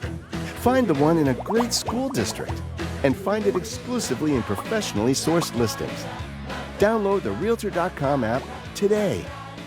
I wish I could get behind this new tariff regime because I've never been a free trader ever. But the White House doesn't seem to understand what it's trying to do. And the not really reciprocal tariffs we got could do tremendous damage to the U.S. economy. Mad Money, next, CNBC. Time for the final trades. Let's go around the horn. Julie. UL Solutions has held up pretty well. I think it's worth looking at. Tim. Sarah, great having you here. Thank you. Go Gators. Exxon. Gators? I don't know what they that's won last night. reference to. That's Okay. right. Dan. Yeah, TJX, the best acting stock in the entire market. Carter. A twofer. Let's go with Chevron as well. She got Exxon and Chevron. Okay, there you go. Long on energy, which has been slammed. Thank you all for watching Fast Money tonight. Mad Money is going to start right now with Jim Cramer. My mission is simple, to make you money. I'm here to level the playing field for all investors. There's always a bull market somewhere, and I promise to help you find it. Mad Money starts now. Hey, I'm Cramer. Welcome to Mad Money. Welcome to Cramerica. Go make friends. I'm just trying to save you a little money. My job is not just to entertain, but to educate, to teach you. So call me at 1-800-743-CNBC. Tweet me at Jim Cramer. You know why this market really is so crazy? It's because we can't keep up with the velocity of events. That's what's going on. We aren't able to process things as fast as President Trump throws them at us, which is how you can get an insane day like today where we opened up huge and then everything rolled over. Dow finishing off 220 points, S&P tumbling 1.57%. NASDAQ nosediving 2.15%. It was a truly nauseating session, frankly, one that shows you that there's still way too much complacency, even after all the turmoil we've had. We just can't seem to get used to the new President Trump, the one who doesn't seem to care about the stock market at all. Case in point, when China announced a 34% retaliatory tariff, President Trump almost immediately said, well, that's it. He's going to sock China with another 50% tariff. That brings the total tariff to 104%. Now, look, understand, that is gigantic. You might as well just ban imports from China entirely. Last night, the market went out better than some started thinking possible, and some investors therefore breathed a sigh of relief. Others, though, couldn't resist taking up the S&P 500 futures by a full percent after the market closed. Do you know that by 3 a.m. they were up almost 2%? I was like, oh, my God, I got to go back to sleep. And then when the actual market opened, well, we saw 4% gains. And we said, oh, maybe we're okay. But I said to myself, why are we up?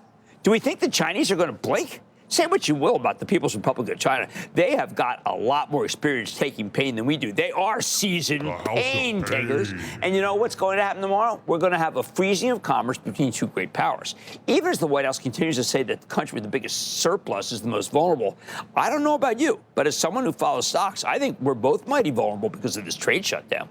Sure, we import a lot of junk from China. Yes, we buy a lot of stuff we don't necessarily need from them. A lot of it ends up in landfills, waste management. But they're a gigantic trading partner of ours, and however a bad actor China might be, the 50% tariff addition done out of sheer pique doesn't seem all that well thought out, maybe ill-advised.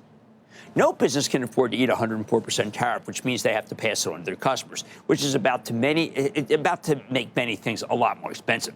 Which means that things freeze up, and then we figure out who pays what. The stock market's not ready for that stuff sitting on the dock, as we saw this afternoon. So what the heck was the market doing up 4% earlier today? One word. It was emotion. We've had relentless declines for what feels like ages. We've had 9 straight days where we opened lower. That's highly unusual. I think that because we finished yesterday well off the lows of the day, it was like someone said, hey, the coast is clear. But the coast is based on facts. And right now, the facts, well, they're just not so hot. Just because we're able to recover from a big down opening doesn't mean we should therefore rally the next day. That's just silliness. Of course, the rally didn't last. So what happens here? Why did the market go down so badly after an up opening? All right, let's deal with something that you learn after years and years of trading. Markets that open up big after days of declines almost never hold up. You don't get a rally unless it opens down and then goes up. See, there are too many people who bought stock yesterday morning when the market was down 4%. They were up so huge at the opening today, they just had to ring the register. It was like a moth to the flame. Who wants to risk losing that game with the China tariffs on the horizon? You can't expect anybody who bought at that Monday low to hold on to stock knowing that the Chinese are digging their heels for tomorrow. So what happens now? All right, we got a classic case of two trends clashing with each other. I'm going to go into the first one. There's the short term, and I think the short term, frankly, looks awful. Unless someone blinks, and I don't know, maybe you saw someone looks like they're going to blink. I didn't. Sure, there will be a lot of merchandise stuck in Chinese factories and ports. While that's certainly bad for them, it's not really good for us. Just because they lose doesn't necessarily mean we win. Plus, these tariffs are total anathema to one of the biggest companies in the world, and that company is Apple. Now, not all of Apple's merchandise is made in China, but a lot of it is, and you're now looking at a 23% decline in 4 days for the stock of one of the greatest companies on Earth. The president was well aware that this could be a problem for Apple, which had committed to more than $500 billion investment in the United States. I know some investors probably thought that $500 billion might have somehow bought Apple some immunity. But the only immunity you get from this White House is if you pick up your manufacturing in another country and you plop it down in the United States. And you know what? That's actually an unrealistic goal. It can't be done. I don't know how many times I can say that, but you can't build dozens of factories in the United States since Election Day and have them fully staffed pumping out iPhones. It doesn't work like that. Even in the best case scenario, it would take a long, long time, and this is not the best case scenario. Doesn't matter. The changes that necessitate moving are happening anyway. Apple makes the best, most beloved product we have. Now its stock is being eviscerated because President Trump won and Vice President Harris lost. Was Apple's Tim Cook supposed to know that? And why did Apple stock trade up to $190 today before finishing way down $172? That's almost an unfathomable range for this huge capitalization stock. But this kind of thing keeps happening because we can't process events correctly at this kind of speed. We're not used to it. President Trump's overriding events with new events, and then stocks just aren't even ready for it. Do you know how many times I had to ask people, what is the new tariff rate? I mean, it was kind of like Weimar Germany. Well, how much is the mark worth right now? Now, it's not just tech. If you take a look at the drug stocks today, I mean, that's a good example. They're a horror show. These aren't supposed to do anything. One of the best, AbbVie, opened higher, okay, after a slew of reports that came out from Goldman Sachs made you feel real good about the group. If you bought the stock when it was up, well, guess what? You got your head handed to you. AbbVie's a good company. It's not a wild trader. Not at all. But it was today for no reason. Trump turbocharges everything. Sure, he makes it exciting, but you see, it also happens to be about money. And that's a bummer. Now, second, when the market came down this much, we typically reach a bottom not far from here. And that makes people feel emboldened, makes people feel better. That's been the case 85% of the time. Ooh, that's a statistic that gives us comfort.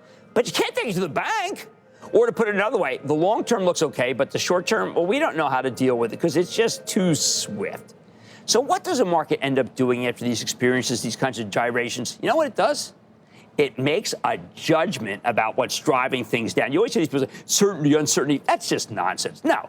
There are things that actually drive things down. The market doesn't just crave certainty, and I'll tell you what it is. It's becoming really obvious to people. The tariffs are driving things down, and the tariffs are being run out of the White House with no checks or balances whatsoever from Congress. It kind of feels unconstitutional, but it doesn't matter. We got a whole new constitution, too, I guess. Things are just plain capricious, and we can't factor this level of arbitrary judgment into stock prices. Even if we know that a year from now we might be okay. Hey, great. Look, when you eviscerate the stock of one of the largest companies in the world, and offer no path to the company whatsoever, yet the stock opens up big anyway? Huh? That's a market that's just plain stupid. Sadly, that's this market. Bottom line, this market just keeps getting overridden by events, all driven by the White House. Investors won't feel confident again until the pace slows and there's more thought to the actions taken. Call today a vote of confidence in the morning and no confidence in the afternoon. But only one of them matters. The latter one. Hey, how about we start with Scott in Indiana? Scott. Hey, booyah, Jim. Booyah, Scott. What's going on? So, club member here, second-time caller. I like this stock and I think it's a bargain, but wanted to get your opinion before I pull the trigger and add more to my portfolio. Affirm, AFRM. Well, okay, I think the world of Affirm, but it's what I call an earnings stock. In other words, it doesn't really do anything, change direction, until you have the earnings. Right now, the direction is down. When we see the company report on May 8th, I think that, therefore, we could change direction again, because I think that there is no doubt about it. Max Selections delivers good quarter after good quarter. But then in between, it trades down, and you're dealing with that. I don't think it reverses until we get to May 8th. Bill in Utah. Bill. Hey, Kramer. Good to talk to you. Same, Bill. What's happening? Well, you had a CEO on a couple times, and everything sounded good, and you recommended the stock. And I bought it, and it fell, and it fell, and it fell, and it's down about 56% off its high now. I can't find any negative news about it, and they are building a 200,000 square foot manufacturing plant here in Salt Lake that's supposed to employ 500 people. Okay. The company is AV. That's a symbol. All right. Well, it was up 7 today. Look, I'll tell you the problem here, Bill. It's a stock. I know that sounds a little soporific, but stocks are going down, particularly high multiple stocks. There's no we could have Waleed Nawabi on right now, and he could tell us how things are going, and things are going great. It just doesn't matter. People don't want to own the defense stocks right now. They feel that defense budget is going to be cut. I don't agree, but that's what's happening. Ernie in New York. Ernie. Hey, how you doing, Jim? Thank you for taking my call. Of course, Ernie. How can I help you? Jim, I was wondering about Intel. I know the company's gone through some issues, and I know that I heard that they're looking to do a manufacturing partnership with Taiwan Semiconductor. And how do you feel about that? Okay, well, look, this is a situation where you have Lip Bhutan, who's an unbelievable executive. When I ask whether they are ready to be, let's say, for a much better situation than they've been, what I get is, look, let's fix the balance sheet first. So I'm waiting for the balance sheet to be fixed, and once it is, then I think we're going to take a hard look at it. But not until it is fixed to my satisfaction. All right, listen. We might have to just get used to this whipsaw action. By the way, I know whipsaw means going down. I'm not one of those guys that says volatility's okay and whipsaw's okay. It means it's going down. But investors aren't going to feel confident about the market until the pace of news just slows down and the tariffs are a thing of the past. Heaven almighty. On Mad Money Tonight, I'm running through the tape to see which companies are bearing the brunt of President Trump's tariff policies. You won't want to miss my take on these names. Then, how are tariffs shaping the cruise industry? I'm taking a close look at CEO of Viking Holdings. And later, I'm checking in with CrowdStrike to learn more about the state of cybersecurity in a volatile political environment where it can't be tariffed. So stay with Kramer.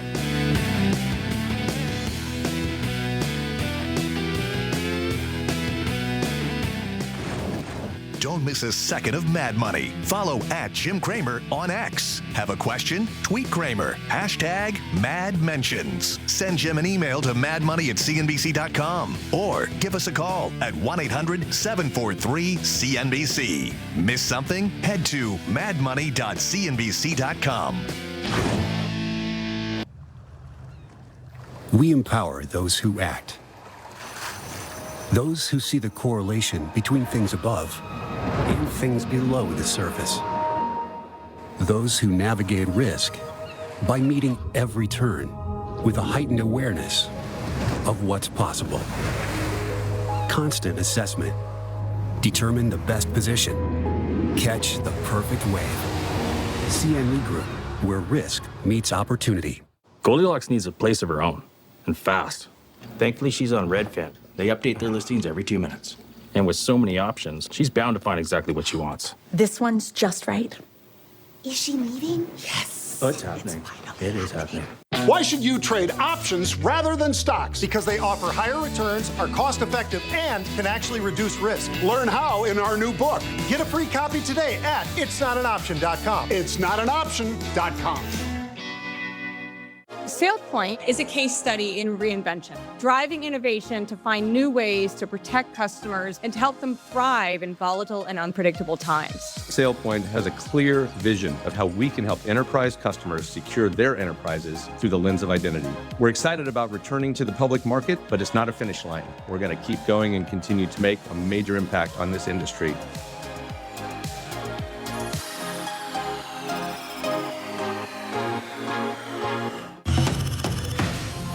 CNBC. Live ambitiously. Are you losing your hair? It can feel like the end of the world.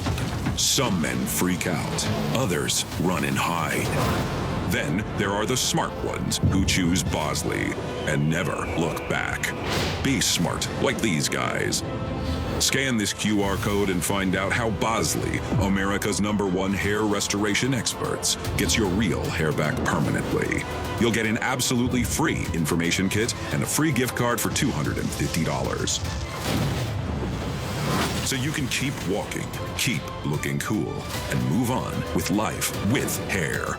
Guys all over the country trust Bosley to get their real hair back, and you should too. And the best part, Bosley's permanent solution is protected by the Bosley Guarantee. Don't wait. Scan the code now. Walk away from hair loss and look good doing it with Bosley. These bills are crazy. She has no idea she's sitting on a gold mine. Well, she doesn't know that if she owns a life insurance policy of $100,000 or more, she can sell all or part of it to Coventry for cash, even a term policy. Even a term policy? Even a term policy! Find out if you're sitting on a gold mine. Call Coventry Direct today at 800-476-0100 or visit coventrydirect.com.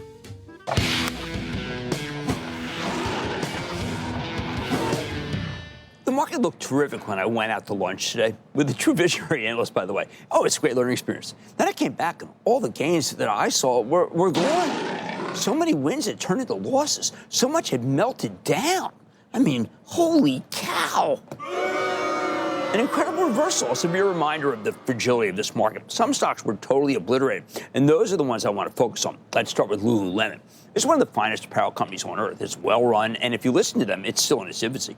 But Lululemon guided down when it reported after an excellent quarter, and kaboom, it just got crushed. In a normal market, a company as good as Lululemon would be given some sort of grace period. Not this time. The stock fell 15%. I thought then that the downside had now been baked in and the Lulu stock had been de-risked, but it just keeps falling. It's now down almost 100 points from 341 down to 247 and change. This is Lululemon, for heaven's sake. This is a company run by Calvin McDonald, one of the best CEOs anywhere. Yet the stock's now down 35% for the year. At first, I thought the vicious decline was a sign that Wall Street's worried about even wealthier consumers. But the real issue is that Lulu makes a lot of its clothes in Vietnam, and we're putting a 46% tariff on Vietnam effective tomorrow. That's a huge increase, so big that it's practically the kiss of death. It's kind of like RH, the old Restoration Hardware, which has fallen from $457 to $149 in less than 4 months. This is Gary Friedman's company. He is total money. But if you buy it here, you're betting that the wealthy customers should be able to deal with the tariffs that we put on all of their beautiful furnishings. The stuff's pretty expensive already, although I'd argue it's worth the price. However, RH also makes a ton of furniture in Vietnam. And it's hard to say it'll be worth the price once you throw in that 46% tariff. Finally, there's Ralph Lauren, exact same pattern. 289 goes down to 182. And in this case, the company reported a dramatic upside surprise. It was toward the fourth quarter, and CEO Patrice Louvet was hailed as the exec who really got it right. Unfortunately, Ralph Lauren also makes a lot of clothes, and you guessed it, Vietnam, so the stock's been obliterated. Now, I know that our government decided to put this tariff on Vietnam because it inundates our country with product and buys very little from us. Although it's a poor country, I'm not sure what they'd even buy. So why did the White House hit Vietnam with a 46% tariff? Because the trade team believes that Vietnam's a transshipment country. They think the Chinese use this as a backdoor to get around the tariffs. When these companies moved their manufacturing from China to Vietnam, they thought they were doing the right thing. When we heard about how steep these tariffs would be, I figured the Commerce Department would carve out a lower tariff for American companies who made things in Vietnam and ship them here because that's how you beat China. Didn't happen. So now they're all poleaxed. Until we sorted this situation out, the companies that rely on overseas manufacturing will likely keep seeing their stocks just get hammered. In In the end, the Trump administration wants to punish our trading partners while forcing American companies to move their manufacturing back here. To me, these three companies are collateral damage. But to Trump, they're the enemy because they didn't move the textile factories back to the United States. They moved them to Vietnam. The bottom line, you could conclude that I shouldn't go to lunch.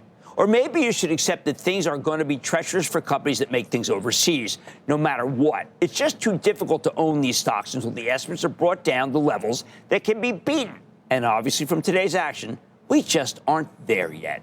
Brian in California. Brian. Booyah, Jim. Excellent, Brian. What's going on with you? Excited to be on your show, sir, and talk to you. First-time caller, long-time listener. Excellent. Thank you for all the good content and for having the backs of investors like myself. Oh, thank you, man. Sure, your staff is incredible. They're top-notch. Thank you. I'll keep my question short and sweet for you, my friend. What are your thoughts about Broadcom? All right, Broadcom announced a $10 billion buyback to be finished by year-end by a CEO by the name of Hock Tan, who is just one of the greatest CEOs of our era. And this stock was only up $1.89. What that says is this is a horrible stock market, not a horrible company or a horrible stock. The market itself is just nauseous. The story of earnings so far is that things are looking treacherous for any company that makes anything overseas for the foreseeable future. They have money is back after the break. Coming up, what will it take to see smooth sailing for the cruise industry? Kramer's catching up with the CEO of Viking Holdings and seeing how the tariff announcements are testing the waters. Next. Epic Universe, only at Universal Orlando Resort. Get a pulse check on the stock market every morning with our live morning meeting exclusively for club members. I love the morning meeting. It's an energizing way to start the day and stay informed. And I also like his review of where the stock market is. I know how to plan the rest of my day. It helps me to not get emotional with how the market might be behaving. And it allows you to make informed decisions. I watch the morning meeting just about every day. Get invested. Join the club today. Go to cnbc.com/join Jim. Preparation is everything, on the field and off. The right team can help you get ready and stay ready. Learn more at massmutual.com/stay ready. A heart attack? Do they have life insurance? No. But we have life insurance. John. I'm trying to find something we can afford.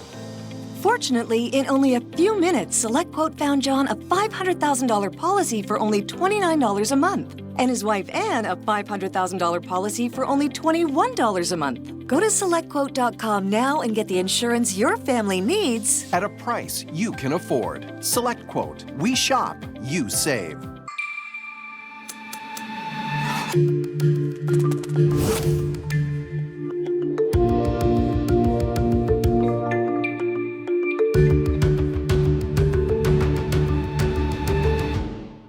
Don't you hate that dirty old hose? It kinks, splits, and it always leaks. And it's way too heavy to carry around. It's time to get the brand new Pocket Hose Copperhead. Just turn on the water and watch it grow to a full-size hose.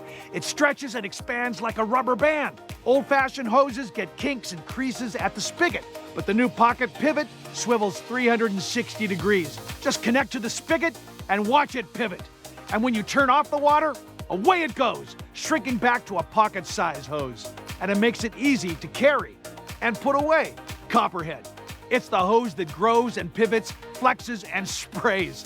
It puts itself away for another day. The Pocket Hose is so unique and so innovative, it was awarded over 100 patents. Call or go online now to get the super light 25-foot Pocket Hose Copperhead today for only $39.99. But wait, order right now and you'll receive an instant $10 discount. So it's only $29.99. And it gets better. Order right now and get our copper spray nozzle with our exclusive thumb drive free. Simply use your thumb to turn it on or off. And with 10 unique patterns, you'll have a setting for every job. A $30 value. Yours free with every 50-foot Copperhead. Plus, Copperhead comes with a full 10-year warranty. It's that durable. That means you can order right now with total confidence. But this special offer is not available in stores or on Amazon. So order right here, right now. And with rising costs, this may be your last chance at this low price. There is a strict limit of 3 per order, so don't wait. Order now. To order, call 1-800-713-6881 or visit getcopperhead.com. So call 1-800-713-6881 or visit getcopperhead.com. Order now.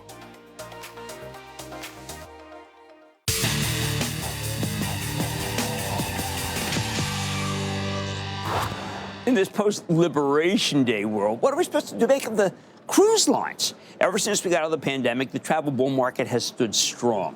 But now everyone's kind of worried about a tariff-induced slowdown. The cruise stocks have come down hard. By the way, wealthy users of everything, including retail, people worried about them for the first time. Now, I want you to think about Viking Holdings. It's the parent company of Viking Cruises, which is the leading river cruise company in the world, mostly focused on Europe and the Mediterranean. These guys offer a higher-end experience than their competitors, but that hasn't prevented the stock from falling 33% from its February highs. So could this be the opportunity, or do we need to wait for more clarity on how the industry holds up in a government-mandated slowdown like we're having? Let's check in with Tor Hagen. He's the chairman and CEO of Viking Holdings. Mr. Hagen, welcome back to Mad Money.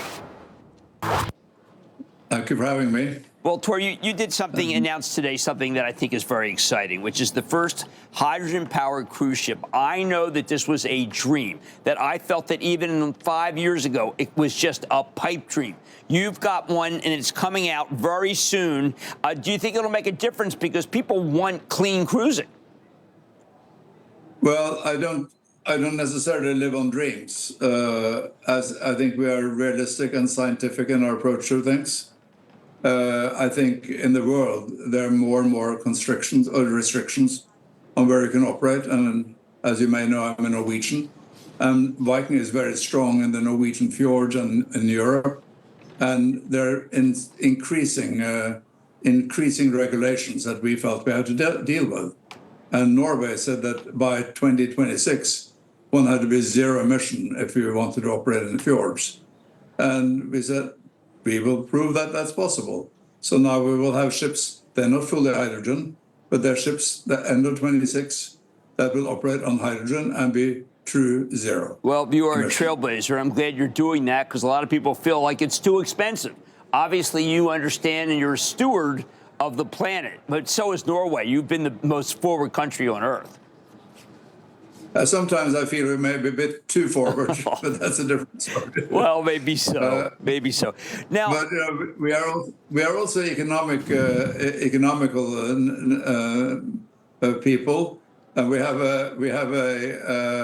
we went public last year, so I feel we have an obligation to create some wealth for our shareholders. So what we managed to do in connection with this is, while we're putting hydrogen fuel cells on the ships, we also managed to get 60 more beds on. And quite frankly, the increased revenue from those beds will help make the cost of hydrogen somewhat less. All right, excellent. But it's still expensive. No, but I think it's just fantastic that you're doing it. Now, we've become a very difficult market. You have what I would say is just excellent 2025. Excellent 2025 look, $744 per day compared to $681 last year. That's huge. And yet the market's not happy. They're saying, well, listen, we need to know how 2026 is. Is the market being too tough? Because why not just kind of bask for at least a month and how well you're doing for 2025? No, I think markets, we are ruled by markets, and I don't mind that. We had our last earnings calls in March for last year. And we'll have our next one in May. And I think at that time, we feel we can say more about 2026. I mean, 2025 for us is pretty much done. We were 88% booked already in February.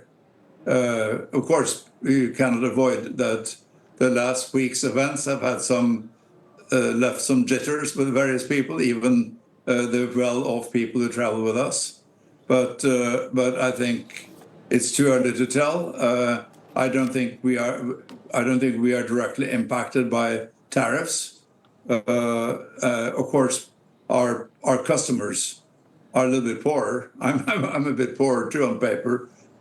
So they're poorer, But things come and things go, and I'm not too worried about that. All right, well, I did want a very strong position. Well, I did want to ask you. I mean, what is the correlation, say, between the stock market and bookings?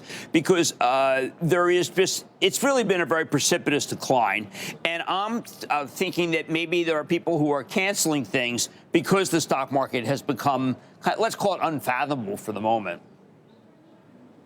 Yeah. Well, I must admit, I can't fathom it, but that's a different story. I think from talking from past history, we have not seen that bad stock markets lead to, or such events lead to cancellations. We have seen that it can lead to decrease in bookings, but here we're in a very, very different position from many other cruise lines because we have a very strong marketing position. So we have a direct marketing machine. So when times get tough, we can sit down and say, let's market more. And that's what we're doing at this time. I have felt that you have this market to yourself, but I had Jason Liberty on for Royal Caribbean recently, and he was telling me that they're going to move into river cruises. Not yet. But are you ready for competition? One should always be ready for it. I think I have a feeling that we're inspired by our IPO last year, which showed what kind of results we have. But it's not so easy to make money on small ships. But I welcome a competition from strong people like them. And at least we have a 25-year-old head start, or 25-year head start. So we have something to go on. Well, do you think that people understand the value of no children, no casinos, no nickel and diming? Because I think there is a perception that the larger cruise lines, the ocean liners, they like all those things, maybe even a little bit of the nickel and diming. Yeah, well, since recent events, I've added one thing to the list of things we are not doing. We are about the destinations, and we're not fake. So we have no fake artificial islands where we can take our guests. So we really go to the real places. Well, I would say that you're also coming in against them. It's not like you're not going into the ocean business. You've got some pretty big ambitions for the ocean. Well, we have currently 11 ocean ships operating. And we have an order book of another 11 odd ocean ships.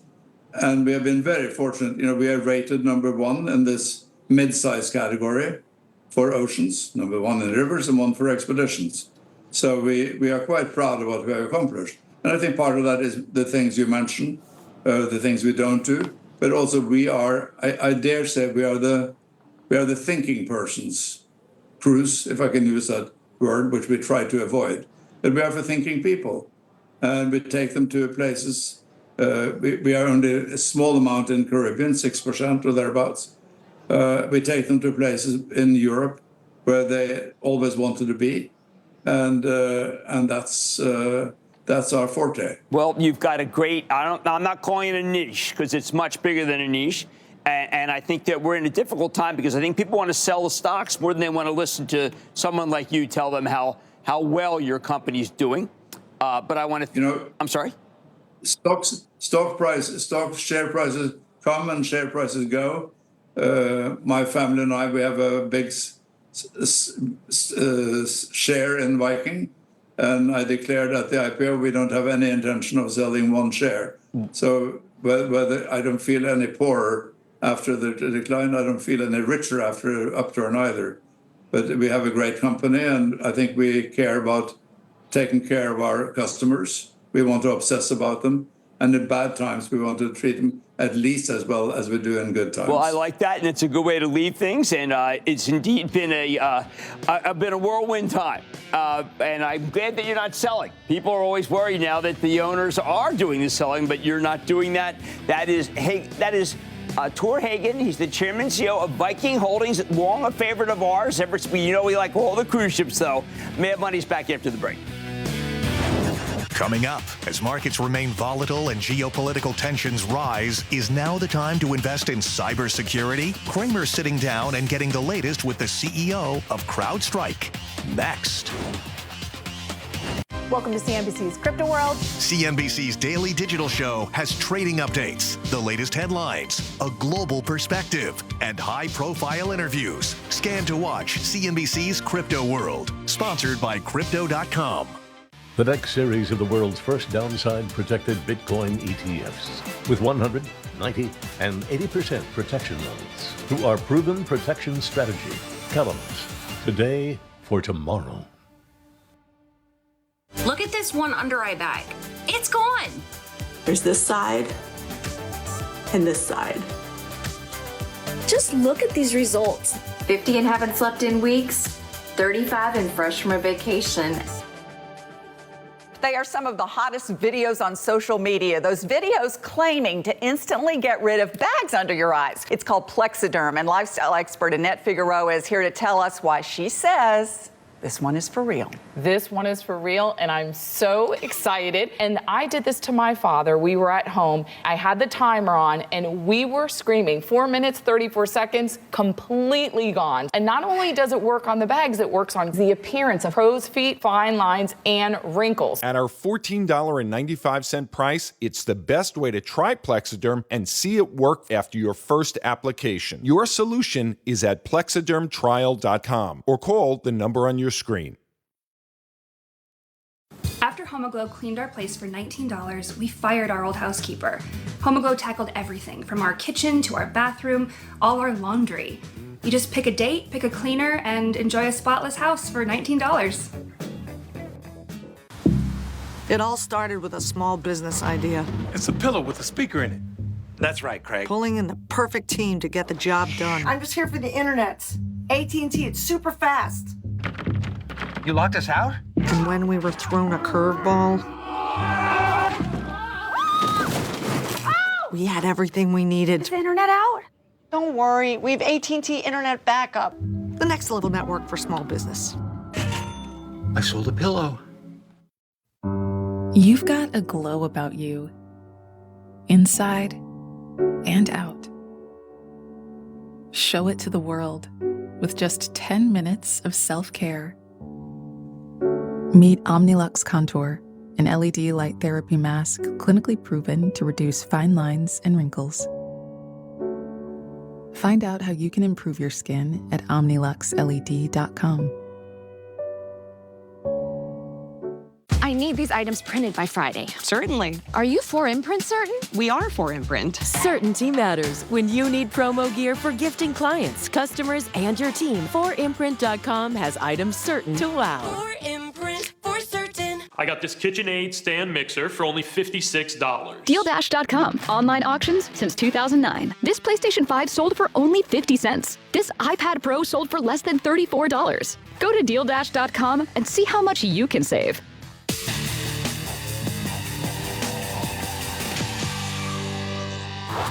When the market rebounded like crazy earlier today, boy, was that wrong. It was tech, though, that led the way, especially the cybersecurity place. And this is a group that's totally gone out of style, the Wall Street fashion show over the past couple of months. But in this new world where we're terrified of a tariff-induced recession, I think cybersecurity represents relative safety. There's nothing discretionary about the kind of software that protects you from the things that we are seeing right now. And that's one reason why we've stuck with CrowdStrike for the Travel Trust. And we keep buying it on the way down because we think it represents great value. They're the top dog in the industry, roughly 29% from its all-time high, set in mid-February. Let's take a closer look with George Kurtz. He's the founder and CEO of CrowdStrike to find out what's going on. Mr. Kurtz, welcome back to Mad Money. Great to be here, Jim. I said, George, I was thinking this weekend, how can I play nationalism? What's a stock that really is, because nationalism is on the rise? And I realized CrowdStrike is a play on nationalism. Well, when we think about the geopolitical world that we live in today, the attacks are only going up. And I think that's one of the areas, again, where CrowdStrike can shine. In an environment where attacks are going up, there's a need for consolidation, there's a need for cost savings, and there's always a need for security. And the beauty about our business is we don't have any hardware. We're not subject to the tariffs. And I think it's a great area for investors, and cybersecurity, not just us, represents a great sector. Well, let's talk about the sector first before we drill down about things like consolidation. You used a phrase that, again, you're you're a bit of a phrase master, and I know you care passionately about your script, but you're talking about the democratization of destruction. Yep. What does that mean? When we think about AI, this is specific to AI, and we think about our adversaries, we've got our pyramid of nation-state adversaries at the top, e-crime in the middle, and hacktivism at the bottom. And really what we're saying is, based upon the use of AI, you're now democratizing these nation-state actors and their techniques, which are incredible techniques they develop, but now you're bringing it down to the masses. So not only are you multiplying the number of adversaries that are out there, but you're also empowering them. They may not have all the smarts to do what they need to, but they can learn from others and make it really easy to just copy what others do and very easily create these attacks. I know you've got tremendous retention, but have you ever seen some of the other companies, guys go to the dark side? Has anyone left a good cybersecurity company and then ended up doing the wrong thing?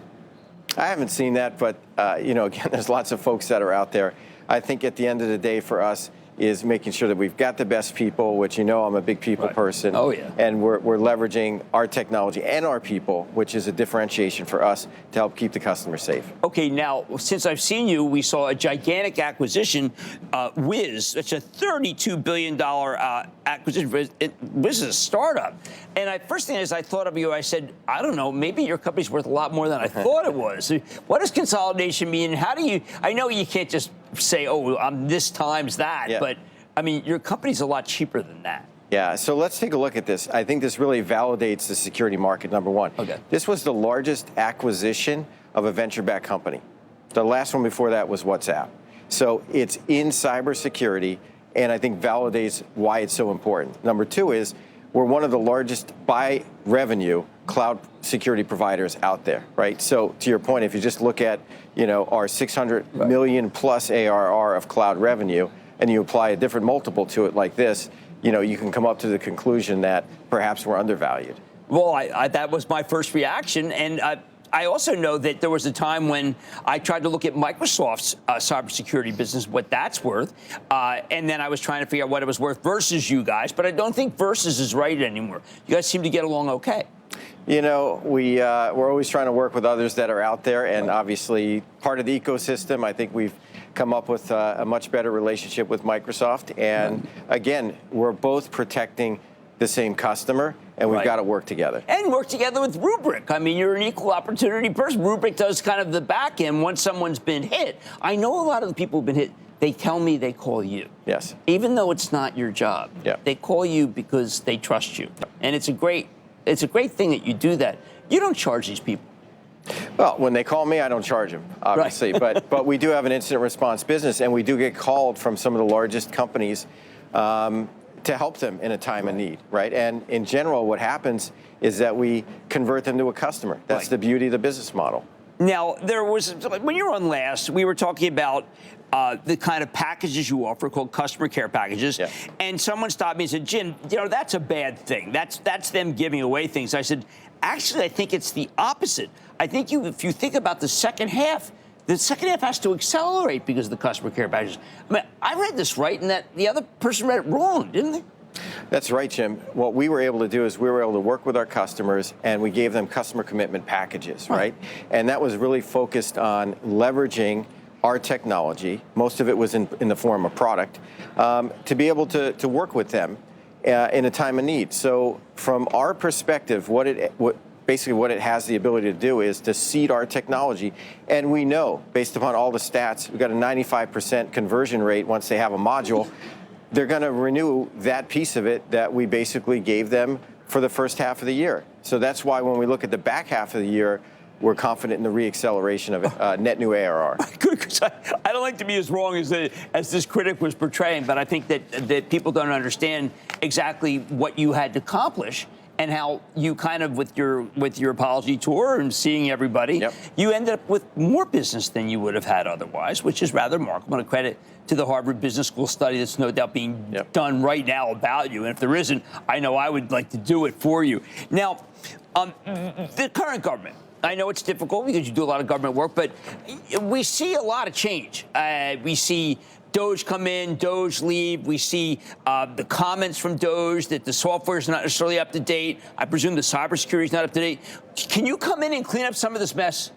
Well, I think when you look at how CrowdStrike can actually help the current administration and government today, I think for the first time in my career, the government is now acting more like a business where they're focused on the number of people they have. They're focused on the cost. They're focused on the consolidation. They want better outcomes for less money, and they want to do it with less people. Sounds a lot like a lot of the enterprise that we work with, right?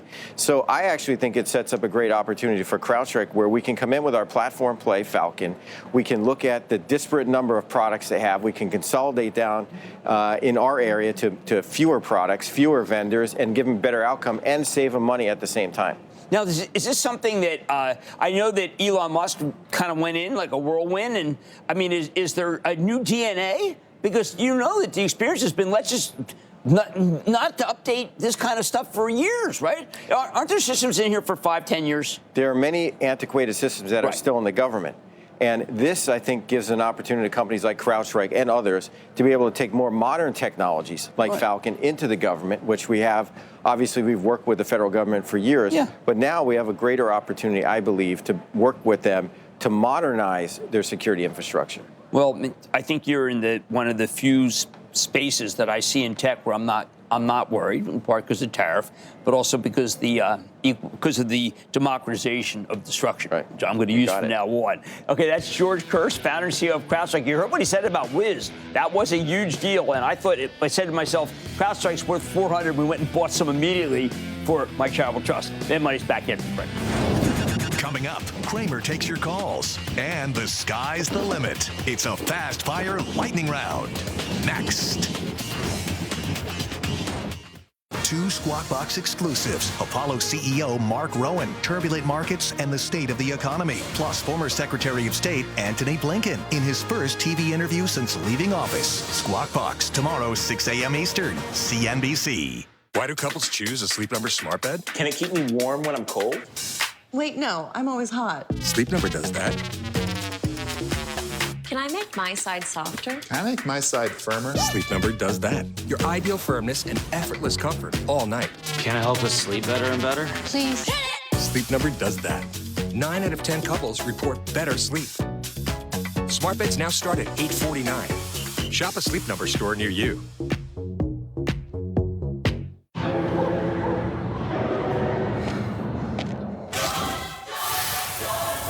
Transform your water and live hydrated. Care or live more with Liquid IV. Your record label is taking off, but so is your sound engineer. You need to hire. I need Indeed. Indeed you do. Our advanced matching helps find talented candidates so you can connect with them fast. Visit Indeed.com/hire. Our new book shows you how our simple option strategies offer you a lower cost way to trade stocks with limited downside risk and remarkable upside rewards. Get your free copy today at itsnotanoption.com. That's itsnotanoption.com. I got this $1,000 camera for only $41 on Deal Dash. DealDash.com. Online auctions since 2009. This PlayStation 5 sold for only 50 cents. This iPad Pro sold for less than $34. And this Nintendo Switch sold for less than $20. I got this KitchenAid stand mixer for only $56. I got this barbecue smoker for $26. And shipping is always free. Go to DealDash.com right now and see how much you can save. Why are all these people screaming? Because their plugs fell out and their power ran out. That's why we invented the Snug Plug, the fast and easy way to make sure your plug stays in. The secret is Snug Plug's patented and safely engineered polymer that's designed to push in and stay in. Now go from loose outlet to secure snuglet. Look, with 5 pounds of pressure on an ordinary outlet, the plug comes out. But not with Snug Plug. Even with the same 5 pounds of pressure, the plug stays snug. Even after 500 plug-ins, the plug stays in. And because you may need to find an outlet at night, our Glow Snug Plug shows up bright. Go online and order the complete Snug Plug kit that includes 25 snug plugs for just $19.99. Order right now and we'll include the Snug Plug carry case, absolutely free. But to really light up this offer, you can get 10 Glow Snug Plugs free. Just pay a separate fee. Go online to get snugplug.com. Order now. Selling a car is a big deal. You've had some big moments. Okay, and some wrong turns. But when you're ready to sell, CarGurus is a big help. Get multiple offers instantly, so you choose the best deal. CarGurus, the #1 most visited car shopping site. Lightning Round is sponsored by Charles Schwab. Trade brilliantly.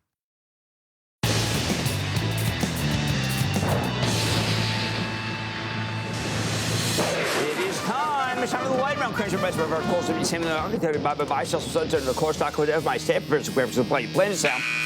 And then the lightning round is over. Are you ready, Ski Daddy? Time for the lightning round. Crazy. Let's start with Wilhelm in Iowa. Wilhelm. Yeah, Jim, first time caller. Excellent. What's happening? I have a small position in JB Hunt Transport. Okay, don't want to be bigger than a small position. It is a transport, it is a trucking company, and we could be going into recession, and it's not a good group going into a recession. Let's go to Marty in Arkansas, please. Marty. Hey, Booyah Kramer, Marty from Russellville. All right, man, what's happening? Hey, I have a brokerage account. I have one for my young daughter, Emma, and we are looking at her first food purchase, and it is... Okay. $1.67 billion in sales last year, 6.36% last quarter increase. Analyst buy rating 60%. All right. Everybody loves donuts. What about DNUT Krispy Kreme? Look, it's a nice spec for a kid. Maybe it can make a comeback, but right now this thing is just getting hit and hit and hit because it is not a cheap stock. It's actually expensive, even though it is a $4 stock.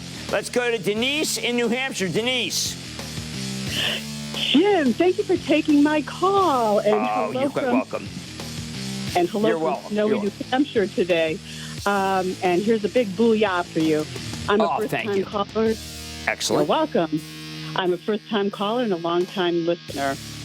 My question for you is about the stock Organon. Not sure how to... we got to do a takeout on this thing because there's just something very wrong here. It should not be at this price with this dividend. And I'm looking at Ben Stoto as my research director, and we know that there's something wrong with this thing. And I can't just give you an off-the-cuff answer. I got to find out why this thing acts so badly. Let's go to Ovi in Illinois. Ovi. Hi, Jim. How are you? I am good, Ovi. What's up? What's up with you?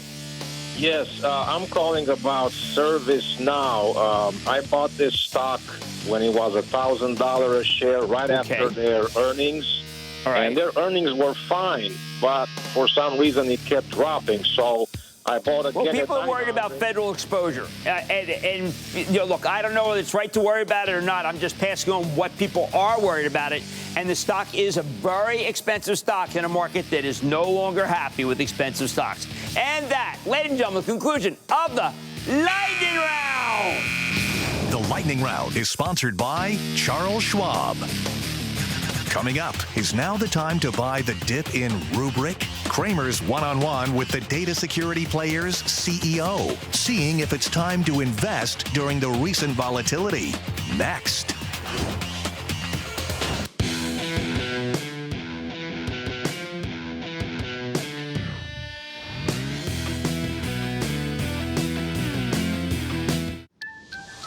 Opportunities don't stop when the market day ends.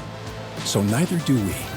Schwab gives you round-the-clock access to over 800 of the most popular stocks and ETFs, plus a wide variety of futures markets.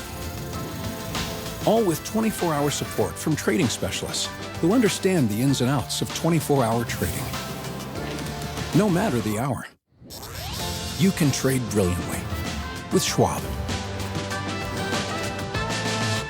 My UTIs were a recurring nightmare. For the both of us. Then we found support with Eucora. Eucora has UTI relief products and science-backed supplements that offer a proactive approach to urinary health. I finally feel free. Try today at eucora.com.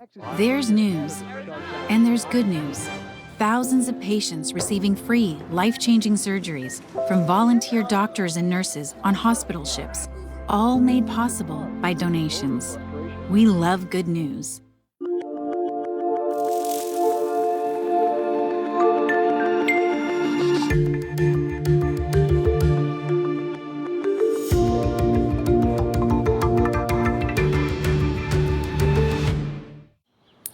Some people like doing things the hard way, like doing their finances with a spreadsheet instead of using Quicken. Quicken pulls all your financial info together in one place and updates it automatically. How easy is that? DealDash.com. Online auctions since 2009. This PlayStation 5 sold for only 50 cents. This iPad Pro sold for less than $34. And this Nintendo Switch sold for less than $20. Go to DealDash.com and see how much you can save. I'm Dr. Shannon Klingman, the inventor of whole body deodorant like Mando. It's clinically proven to block odor all day and controls odor for 72 hours. Mando's unique formula stops odor before it starts. That's my secret to better odor control everywhere. Framing is hard, but FrameBridge is easy. Custom frames, premium materials, transparent pricing. Get started at framebridge.com or visit a store today. Meet Omnilux Contour, an LED light therapy mask clinically proven to reduce fine lines and wrinkles. Find out how you can improve your skin at OmniluxLED.com. You could have the opportunity I never had. If you have an opportunity to go with someone that can blow up your product, why wouldn't you? Shark Tank, coming up next. CNBC. Volatility and breaking news can impact your portfolio. Club members get access to strategies in real time so they can make investment decisions without panicking. Get invested. Join the club today. Go to cnbc.com/join Jim.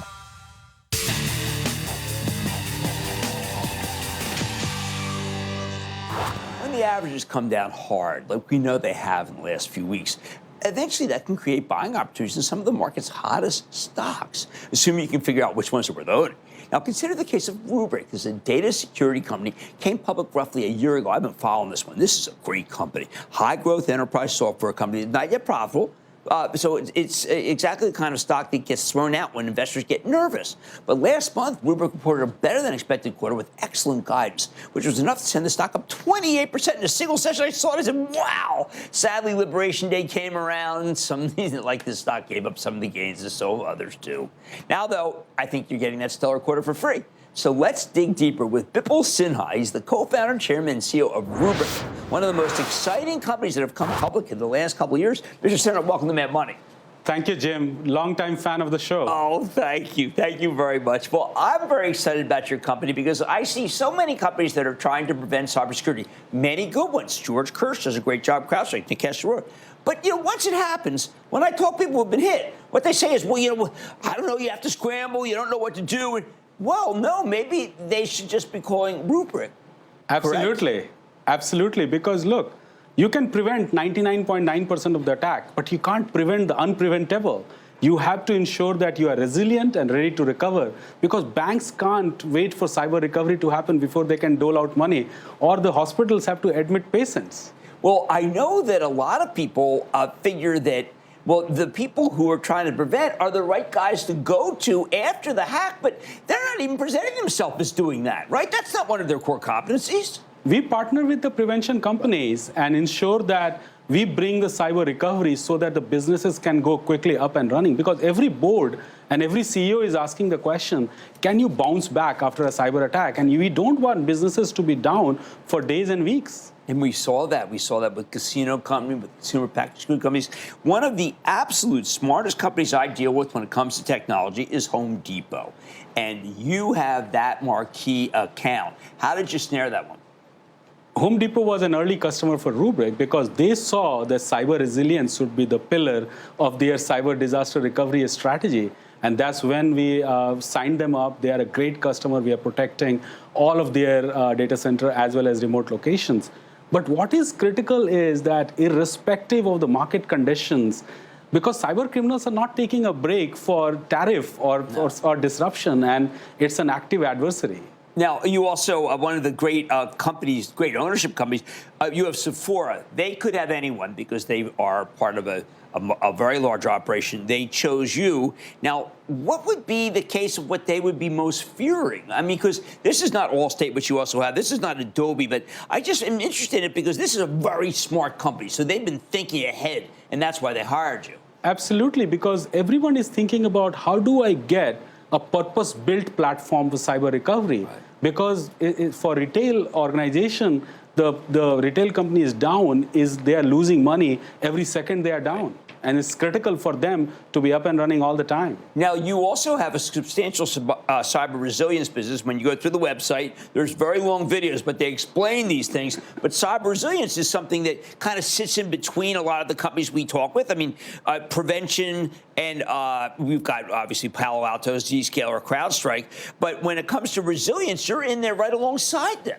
Absolutely, because our whole idea is that if you have to assume that attacks will happen to you, how do you assess risk? So that is the whole data security risk. And then we bring cyber recovery all together in a single platform for complete cyber resilience. Because at the end of the day, if you don't understand the data risk that you have, right, you cannot recover quickly. And you have been known for generative AI. And what you're doing there, our viewers are transfixed by generative AI. So why don't you explain what you've got going? Rubrik sits at the intersection of data and security. And as you know, generative AI requires responsible, secure data to be delivered to the applications. Right. And we have the next generation data lake pre-built with data security governance. And we are helping businesses deliver the data to the right LLM apps to deliver responsible and secure AI.